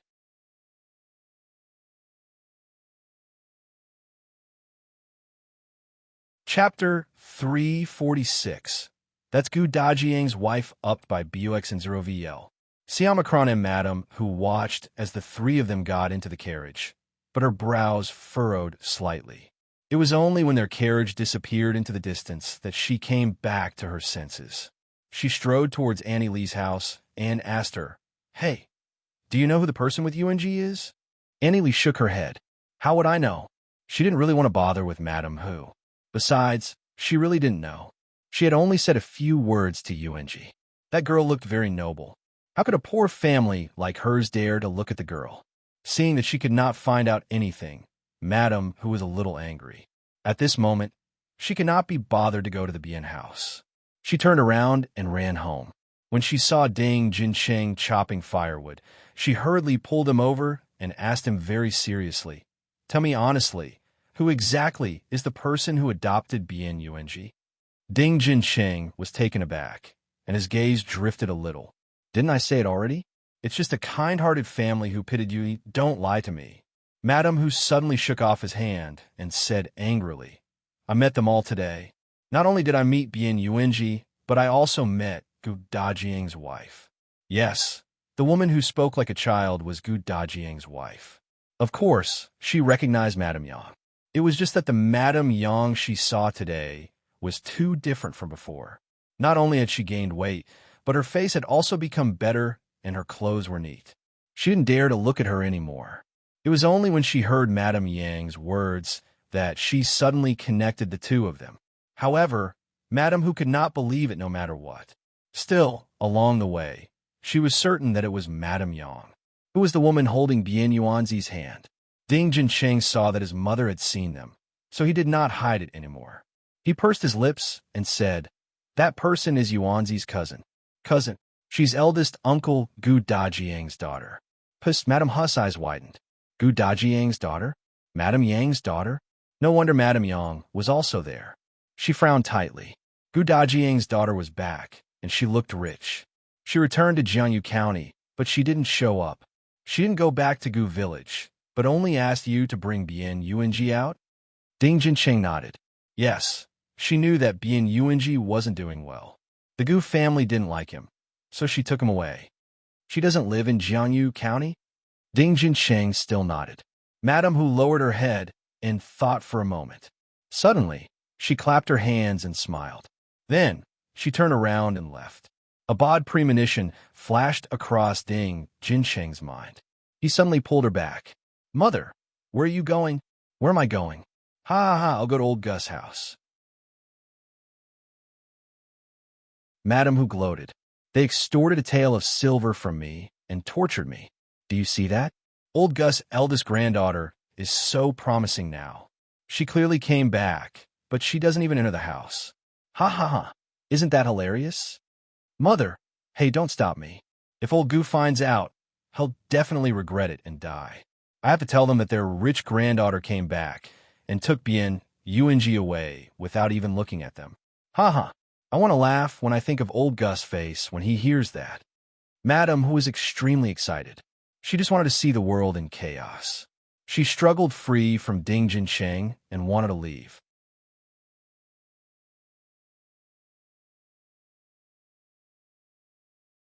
Chapter 347. I'm not scaring you. Ted by BX0VL. Siamacron M, however, when Ding Jincheng heard her words, he broke out in cold sweat. He hugged her and dragged her back. Mother, mother, don't go. Not only did he drag Madame Hu back to the house, but he also locked the door. Madame Hu was furious and pinched his hand desperately. Why are you stopping me? Mother. Ding Jincheng pressed her down on the chair and said with a serious expression, If you want me to lose my limbs, go ahead. Madame Hu, who was about to hit him, paused and looked at him in surprise. What do you mean? Mother, have you forgotten what happened to old Gus' family recently? Ding Jincheng took a deep breath and lowered his voice. I suspect that the eldest daughter of the Gu family is behind old Gus' family's matters. Huh? Madame Hu's eyes widened, as if she didn't believe it. Her? How is it possible for a girl who didn't even dare to speak loudly in the past to do that? I'm not scaring you, Ding Jincheng said. In the past, she didn't dare to speak loudly, but now she does. Don't forget that at Xingxing restaurant that day, other than her, there was a man who looked powerful and influential. Now that the eldest daughter of the Gu family has a backer, she's more confident. The last time she saw me, her gaze was so terrifying that I was afraid of her. Madame Hu was stunned. That it seemed to be a man. She thought of the Gu Yundong she had seen today. Her gaze was indeed a little scary. She slowly calmed down, but she still couldn't believe it. But didn't the second and third branches of old Gus family fight between themselves? That's why I find it scary. Ding Jincheng did not expect them to be involved, but the last time he passed by Gu village and saw a go, he found it strange. Bien Yuanji had already been sent back, so why would this person who had been with Gu Yundong appear? When he heard that something had happened to old Gus' family, and that it was very tragic, he could not help but shiver. He did not even dare to go to the county city during this period of time. Mother, think about it. Why didn't anything happen to old Gus' family earlier or later? Why did something happen as soon as Yuanji left? Why did Gu Yundong stay in Jiangyu County, even though she had already rescued Bien Yuanji? Why did old Gus' family get into trouble, and even Patriarch Gu became like that? These people all have a grudge against Gu Dajiang. As Ding Jincheng spoke, he couldn't help but swallow his saliva. I suspect that the Gu girl came back this time to take revenge. Gu Dajiang must have died. Perhaps his death is related to old Gus' family. So when she becomes capable, she comes to find trouble with old Gus' family. The man she followed is obviously powerful. Mother, let's not get involved with them. Otherwise, we won't have a good life either. He had been thinking a lot these past few days. The more he thought about it, the more he felt that this was the case. He even suspected that his parents' encounter with a ghost had something to do with her. Madame Hu was stunned when she heard this. However, when Ding Jincheng said that, his tone was scary, making one's hair stand on end. She glared at him. Then I won't go. Don't go. Madame Hu wanted to laugh at old Gus' family, but when she thought of the miserable state of old Gus' family, she decided to forget it. What if this woman realized that they were bad to Bien Mulan and Bien Yuanji? Gu Yundong did not know that Madame who had almost gone to Gu village to announce her return, but it did not matter even if she did. The Gu family was already in such a state. So what if they knew that she was the one who did it?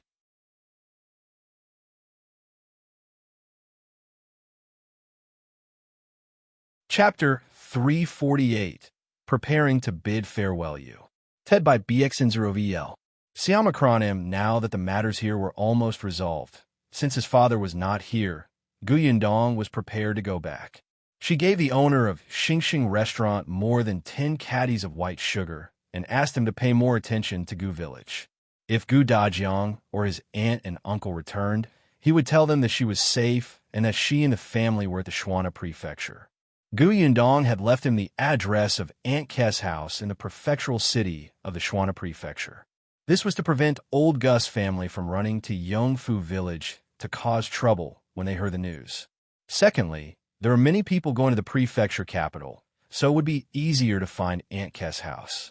Originally, she had wanted to leave Niet Song's address. After all, Aunt Ku was now staying in Yongfu village. If she liked that place, Gu Yundong also wanted her to continue staying there.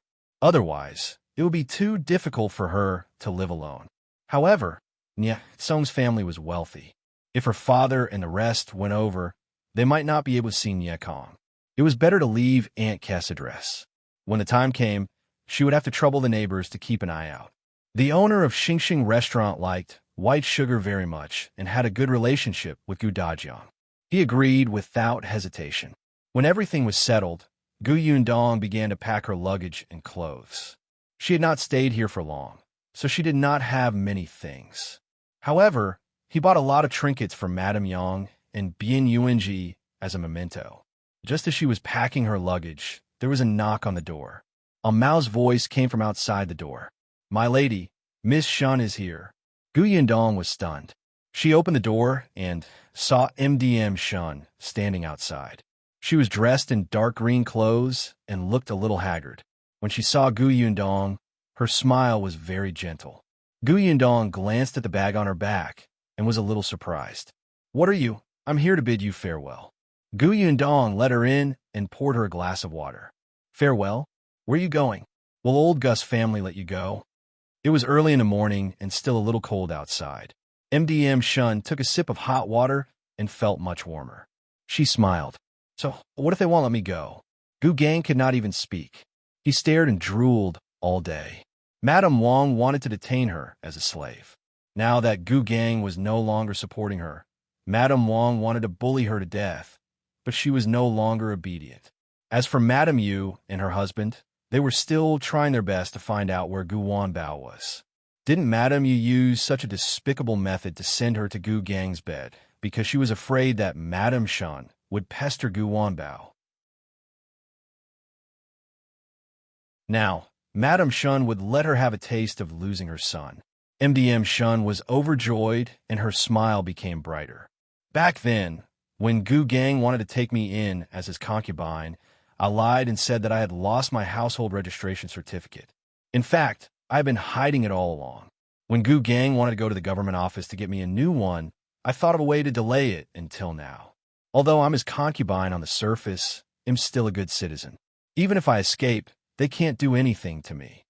Although the refugees had been back to their hometown for some time, because the two villages had merged, many household registrations were still unclear, so she was not an exception. Gu Yundong admired her. "Then where do you plan to go?" "They'll just go home." MDM Shen sighed faintly. "I remember you saying that your home is in a town on the other side of Feng County, right?" Feng County is not close to here. It could even be said that it was far away. After leaving Jiangyu County, they had to pass through the Yoning Prefecture. "Why don't you wait for another day? We'll give you a ride. We have to pass by anyway."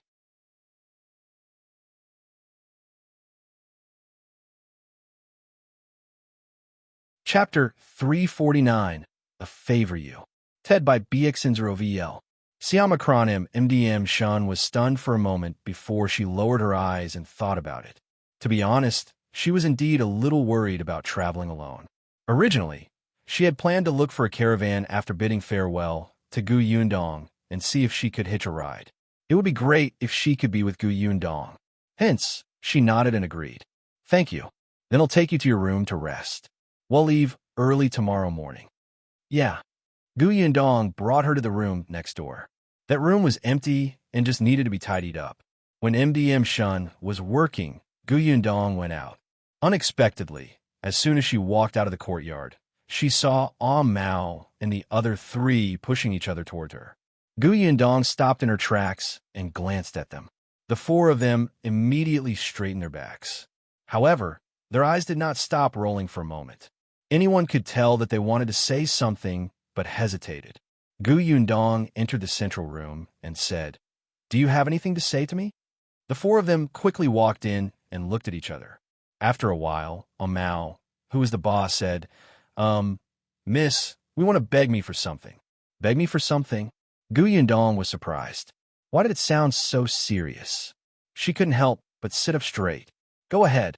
Well, miss, can you bring us back to the Shuana prefecture? Gu Yundong could not help but be stunned. She blurted out, Brother Xiao didn't say that he wanted to take you away? Brother Xiao? Xiao Qingyuan, who had just stepped through the door, suddenly stopped in his tracks. This was the first time he had heard her call him Brother Xiao. Why did it sound so nice? Xiao Qingyuan couldn't help but smile. He tried his best not to laugh out loud. He cleared his throat and strode into the central room. Gu Yundong turned her head and saw him. She looked at the spring breeze on his face in confusion. What happened? Why was he so happy? Xiao Qingyuan silently walked to a chair at the side and sat down. He picked up his teacup and drank his tea quietly. Continued chatting. He pretended that he didn't exist. She could continue to call him Brother Xiao. Gu Yundong felt that there was something strange about him. They were talking about him, and he was present. How could they continue chatting? However, Mao could still continue. He said, Young Master Xiao said that it's up to you whether we stay or leave. Xiao Qingyuan nodded slightly. Gu Yundong was speechless. Didn't you bring them from the prefectural city? He had already ordered them around for so many days. Had he not decided if he wanted to take them away? Gu Yundong could not help but rub her forehead. He pointed outside and said, Go pack your things. Buy everything you need. If you need money, asked Xiao Qingyuan. All right. The four of them immediately cheered up and skipped out of the door. Xiao Qingyuan was a little disappointed. Why did she call his name again? Mao quickly poked his head in. Young Master Xiao. Xiao Qingyuan could only stand up and leave expressionlessly. Gu Yundong looked at his back and was puzzled. Why did it feel like he was a little disappointed? Could it be that he did not want to bring Mao and the other three along? No way. Didn't he say that Mao and the others were very smart? If they were nurtured well, they would be his right-hand men in the future. Moreover, they had already done bad things together. It was not good to leave them behind. Gu Yundong shook her head and returned to her room to continue packing. The next morning, the group loaded the items into 2 carriages, checked out of the inn, and set off for the city gate.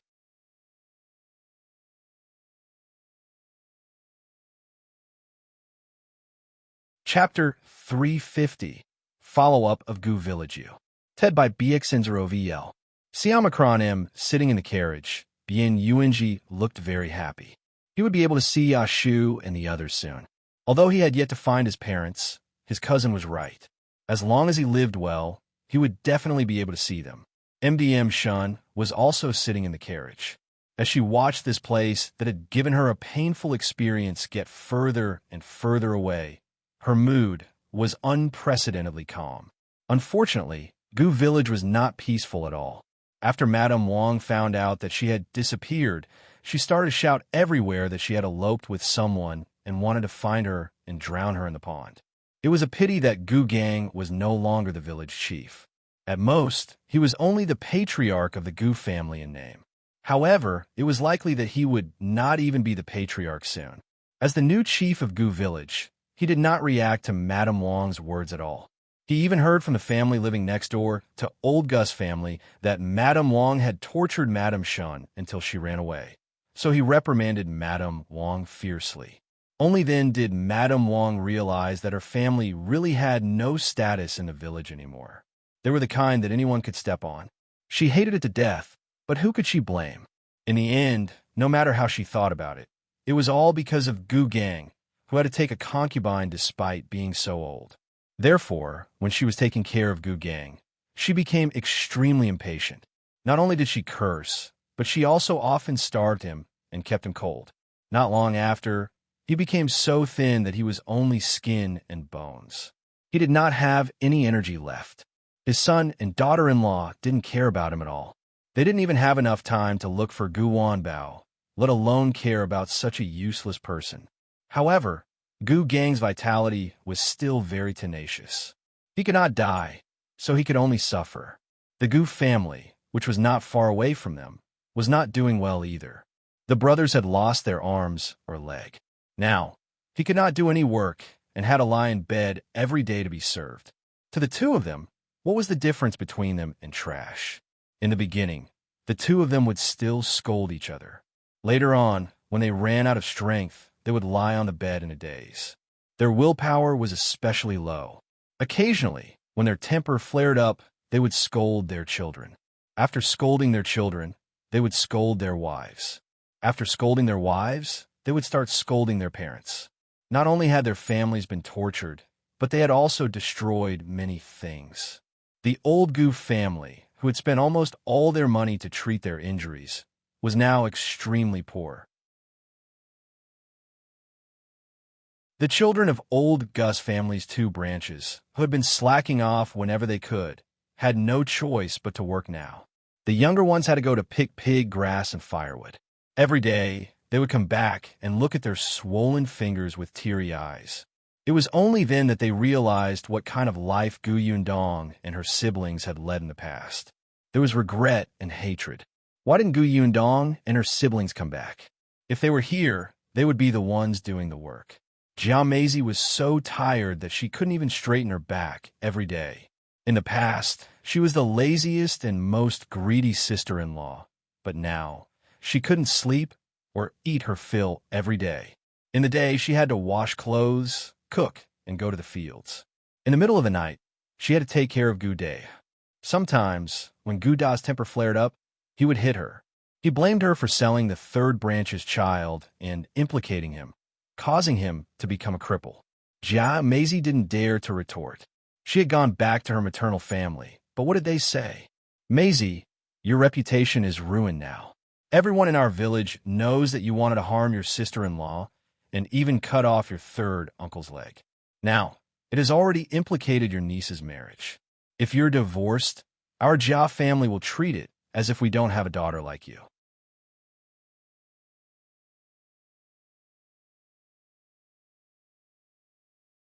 Chapter 351. The Gu family's granddaughter returned to you. Ted by BX0VL. Siamakronim Jiameizi could only continue to stay in old Gus' house. She was ordered around by Madame Zhao and scolded by Gu Day. However, her children did not understand her and pushed all the blame to her. Madame Chong was still in a daze. She did not go out at all and rarely even left her room. Not only was she unable to take care of Gu Dao, she even needed her daughter to take care of her. Madame Zhao was furious and deliberately starved her a few times. Madame Chong was so hungry that she couldn't take it anymore and came out, but she directly smashed the door of the main house to find food and almost fought with Madame Zhao. Madame Zhao almost fainted. She was also busy. Madame Chong could not take care of Gu Dao, so she could only do it herself. There were many things to do at home. She was already so old, but she still had to do it herself. It was the same for Gu Chuanzong. He did not have to go to the fields previously. Before escaping, he had 4 sons. Even though Gu Dajiang worked as an accountant in the county and Gu Day and Gu Dahu would occasionally slack off, he still had a diligent 4th son. After returning from the famine, he occasionally had to work in the fields, but he also had 2 sons. In order to have a good harvest, the 2 of them had to work. But now the 2nd and 3rd branches did not have any strong laborers. Gu Feier was not young anymore, but he used to rely on the fact that he was the eldest grandson and was always pampered. Even if he was a child from the countryside, he still lived a pampered life. Now he could not lift anything heavy. He could not stand such weather for an hour. The only person in old Gus' family who could work was Gu Chuanzong. Nowadays, he went out early and returned late every day. He was so tired that he went home and fell asleep. Initially, he thought that he would be able to enjoy life with so many sons. Now, it was the complete opposite. He had to support 2 families. Gu Yundong was very regretful now. If he had known earlier, he would have stopped 4th son from leaving the team to look for Gu Yundong and his mother. At least his youngest son would be filial to him. He sighed slowly and carried the hoe home. Unexpectedly, a familiar name suddenly sounded in her ear. Yes, Gu Dajiang's eldest daughter is very rich. Gu Yundong was stunned. Gu Dajiang? Eldest daughter? He looked up in confusion and turned to see Madame Hu chatting with someone under a tree not far away. He could not even lift his legs, but he still walked over numbly. Madame Hu's back was facing him, but her voice was not soft. That's Gu Yundong. I saw it with my own eyes. She's back with her silly mother. Do you know why we had to bring Bien Yuanji out? It was Gu Yundong who begged us. Now, that Bien Yuanji is going to enjoy life too. Someone at the side did not believe it. That eldest granddaughter of old Gus family was very timid in the past. Why do you make it sound like they're 2 completely different people? Are you sure you didn't see wrongly? How could I be wrong? Madame Hu retorted excitedly. I even saw her bring Bien Yuanji to the Bien family that day and take away a lot of the things in the Bien family. She's changed. She married a rich man. Her clothes are flamboyant, and she's wearing gold chains. There's a silver hairpin on her head, a jade bracelet on her wrist, and she's sitting in a carriage with 4 or 5 maidservants. Huh. Everyone was in an uproar. So rich? Madame Hu snorted. And Gu Dajiang's wife. TSK. There's a maidservant supporting her when she gets into the carriage. She's even fed. What does it matter if she's a fool? Anyway, there's someone to serve her, right?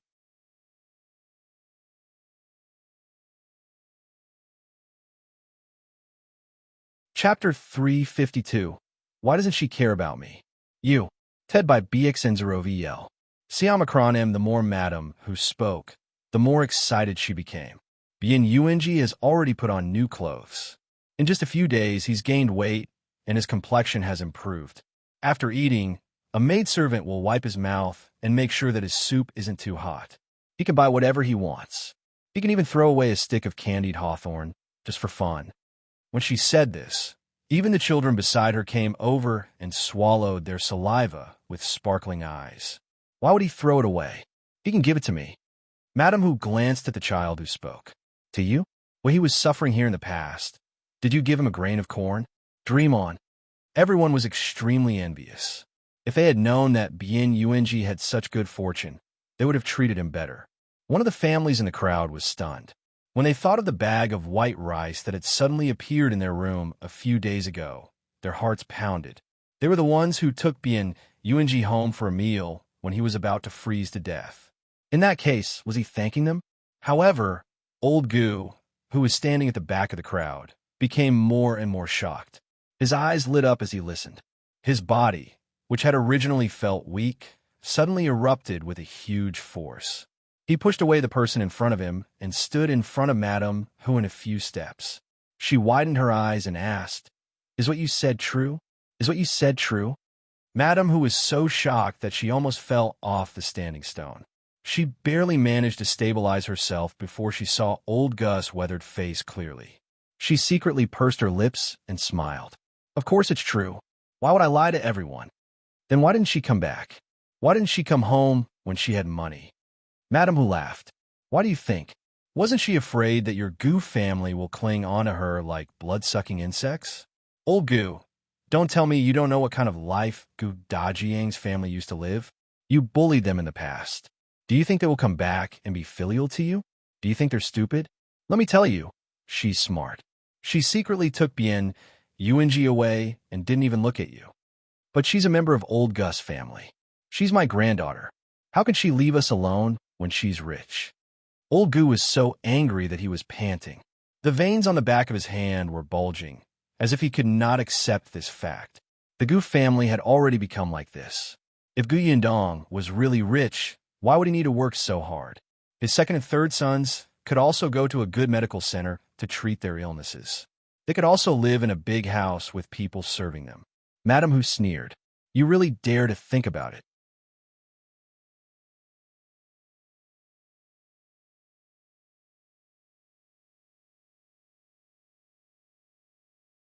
Chapter 353, You Reap What You Sow You. Ted by BX0VL. Siamacron M. Old Gus' expression changed again and again. After a while, he suddenly roared, I don't believe it. I don't believe it. Tell me where they are. They'll go find her. As he spoke, he came to pull Madam Hu. Madam Hu was pulled off a huge rock and lost her balance, spraining her ankle. She was in so much pain that her face contorted, and she spoke without thinking. All right, go and find her. Let me tell you, it was Gu Yundong who caused your family to become like this. If you're not afraid of death, go and find her again and see if she'll take the lives of your two sons. Everyone was speechless. The entire venue was silent. Everyone gasped and looked at Madam Hu, unable to say a word. After a while, someone couldn't help but gulp and ask, Who? What did you say just now? Madam Hu suddenly came back to her senses and cursed in her heart. Previously, she had really been persuaded by Ding Jinsheng not to provoke Gu Yundong. However, when she heard that the ghost she had encountered that night might have been her doing, Madam Hu could no longer remain calm. She was so angry that she wanted to settle the score with Gu Yundong. However, when she thought of how miserable old Gus' family was, she was afraid. After delaying it for a few days, the more she thought about it, the angrier she became. The angrier she became, the more indignant she became. What should she do? In the end, she pushed the responsibility to old Gus' family. Wasn't this all old Gus' family's fault? If she could not find trouble with Gu Yundong, could she not cause trouble for old Gus' family? Madam Hu was quite shrewd. She saw that there had been no movement from old Gus' family recently, so Gu Gang's family was just like that. She also noticed that MDM Shen had escaped. When one thought too much, it would be easy for one to come up with conspiracy theories. Madam Hu felt that MDM Shen had been arranged by Gu Yundong from the beginning. After MDM Shen left, there was no movement from old Gus' family. Gu Yundong must have left Jiangyu County. Therefore, Madam Hu came to Gu Village. She deliberately came to provoke old Gus' family. But she only planned to say that Gu Yundong was living a good life because of her wealth. She did not intend to reveal her and Ding Jinsheng's guesses. It was all old Gus' fault for letting her tongue slip. Madam Hu wanted to take back her words, but there were so many people around, and they heard her clearly. When they regained their senses, they immediately grabbed her and asked, Are you telling the truth? Was it Gu Yundong who did everything to old Gus' family? But she didn't come to our Gu village. How did she do it? That's right. Gu Yundong was so timid in the past. How dare she do such a cruel thing? Seeing that she couldn't fool them anymore, Madam Hu decided to give up. That's right. Those things were done by the Gu girl. She didn't come to the Gu village, but didn't I say that girl is rich now? With money. Are you afraid that she won't be able to find someone to help her? She was timid in the past. But don't you see how badly she was persecuted by old Gus' family? Her father and siblings are dead, and her mother was harmed by Jia Meizi. How could she not hate her? So, this was all forced by old Gu. Madam Hu came to a conclusion. The Gu family reaped what they sowed. If they had treated Gu Yundong better in the past, wouldn't she have brought their family over to enjoy life now that she's rich? Just look at how Bian Yuanji is living now. Not far away, Madame Zhao also roughly heard it. Her expression immediately turned ferocious as she shouted, That be Adulterous Tisich, I'm going to sue her. She caused our family to be like this. I'm going to sue her. Madame Hu laughed out loud when she heard this. Go ahead. Don't blame me for not reminding you. The man that the Gu girl married is not an ordinary person. One look and you can tell that he's powerful. Otherwise, how could he make all of you lose your arms and legs? If you sue him, you won't even be able to protect your grandson. Madame Zhao's face turned pale, but old Gu suddenly roared. He turned around and pounced at Madame Zhao, grabbing her and beating her up.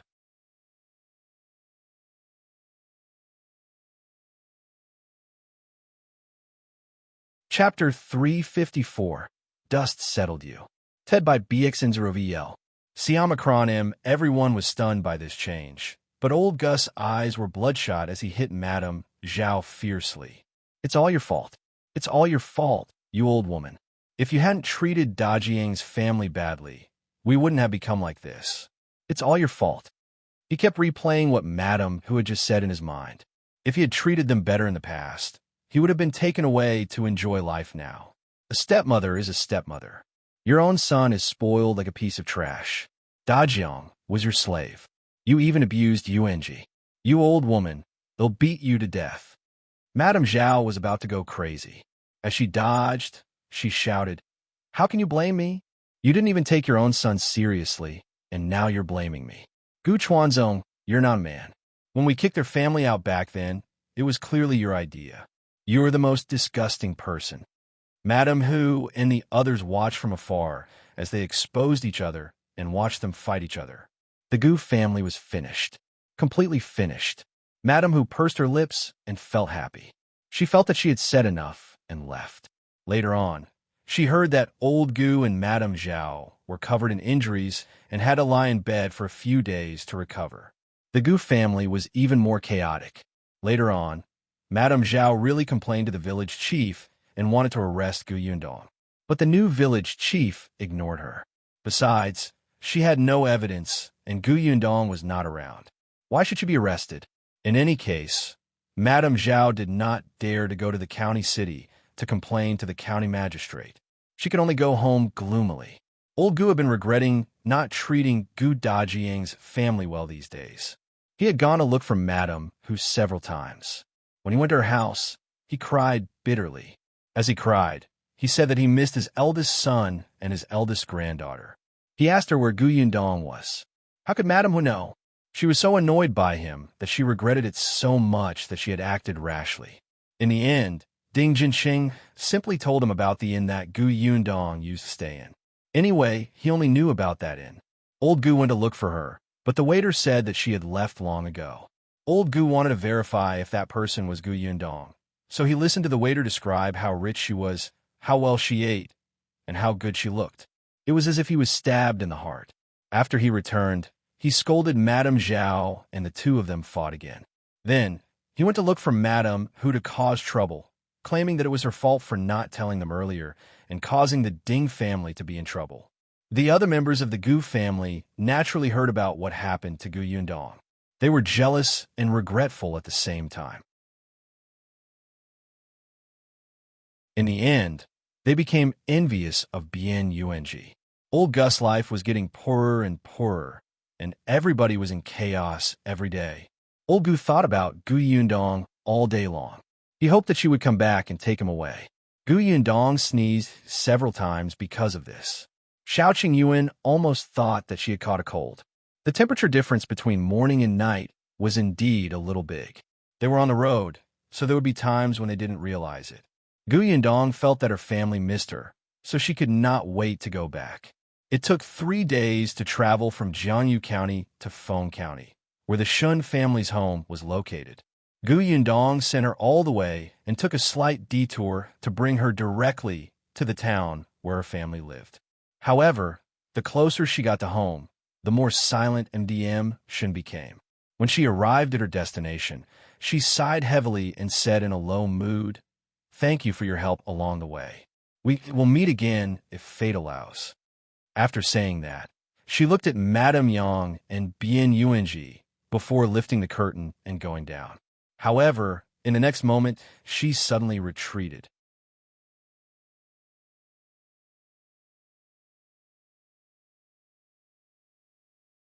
Chapter 355. Can you bring me along? You. Ted by BX0VL. Siamakronim Gu Yundong was stunned. What's wrong? MDM Shun's expression changed slightly as she glanced outside the carriage curtain. Gu Yundong was puzzled. She peeked out and was stunned. Why was this person here? She let go and sat back down. She looked at MDM Shun, who was looking uncertain. What are you going to do? However, MDM Shun took a deep breath, as if she had made up her mind. Her eyes lit up slightly, and she became energetic.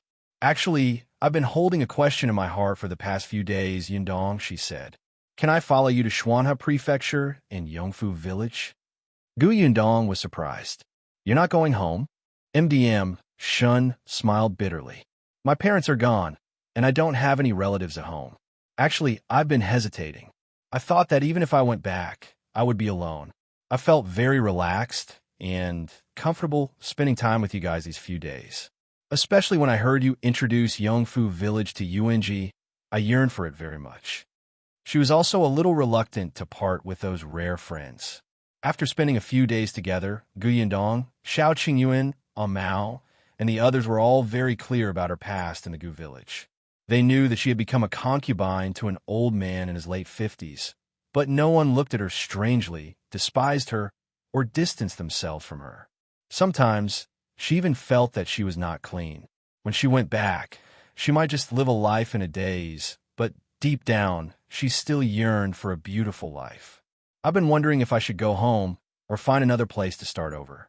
Now that I see Gu Wanbao here, I've made up my mind. That's right. When she lifted the curtain just now, she saw Gu Wanbao. No one expected that this person who had escaped from Gu village would actually come to the Shen family's hometown. However, looking at his sallow and haggard appearance, it was obvious that he was not doing well. Gu Yundong smiled. Since you've decided, let's go. Thanks a lot. No matter what, they had a deep friendship. Gu Yundong was very supportive of her decision. The carriage changed direction and headed out of town again.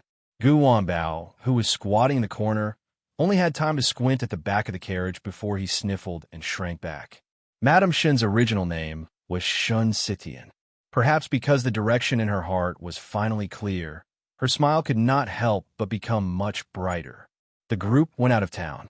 Shen Sitian first went to pay her respects to her parents' graves and told them about her decision to leave. Her parents' burial was arranged by the Gu family, so it was not strange for Gu Wanbao to know that her family was in this town. After bidding farewell to the Shen parents, the group of people moved much faster. They had a carriage, a mule cart, and a horse. Gu Yundong still liked to ride horses. Occasionally, when she was bored in the carriage, she would ride Gale, the horse brought by Xiao Qingyuan, for a while. Mao and his companions were extremely envious. There were a few times when they wanted to ask Xiao Qingyuan if they could ride it, but they were frightened by his sharp gaze and didn't dare to say a word. Other than Gu Yundong, no one else could touch the horse. The group of people walked steadily. Occasionally, they would encounter people who were in the same direction as them. They kept a distance from each other and only nodded. Seeing that they were only a few days away from reaching Stinky Egg's village, Gu Yundong could not help but think of Bien Mulan's grave. As she rode her horse, she gradually slowed down and wondered if she should get into the carriage and have a good talk with Yuanji about this. At this moment, two carriages also came from the opposite side of the road. When they met, the horse under Gu Yundong was suddenly shocked. It suddenly roared and ran forward crazily.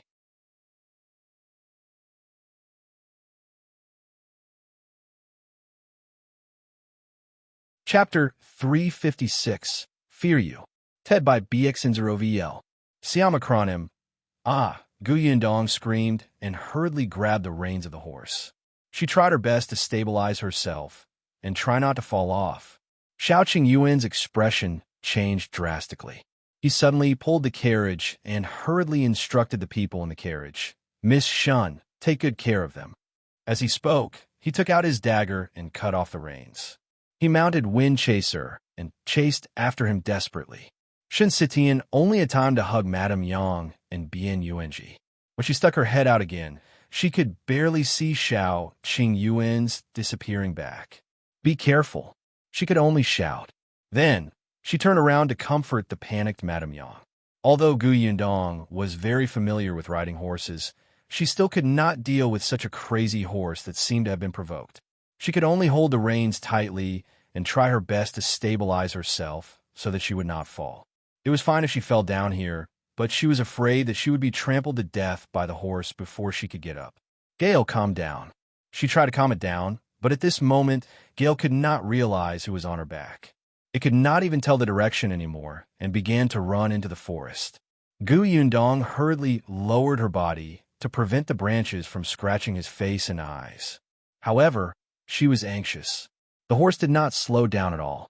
Yundong. A familiar voice came from behind. Gu Yundong knew that it was Xiao Qingyuan. She knew that this person would definitely not abandon her, but she could not turn around to look. Fortunately, Xiao Qingyuan rode Wind Chaser that was not agitated.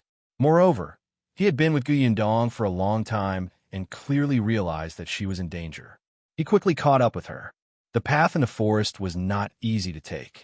After Gale was blocked by the trees twice, it finally slowed down a little. Wind Chaser took the opportunity to run forward, and the distance between the two horses slowly shortened.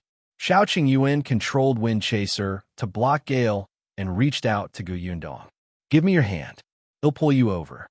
The horse was still running, but Gu Yundong was much more relaxed when she saw him. She held the reins with one hand and handed the other to Xiao Qingyuan. Taking advantage of the moment when the two horses approached, she suddenly exerted strength and pounced towards him. Xiao Qingyuan exerted strength and carried her over. Now that there was no one on the back of Gale, it quickly rushed forward again. Xiao Qingyuan could no longer care about it. He only hugged Gu Yundong tightly and calmed his wildly beating heart before slowly stopping. Gu Yundong was also panting heavily. She hugged his waist and gradually regained her senses. After a while, she retreated slightly.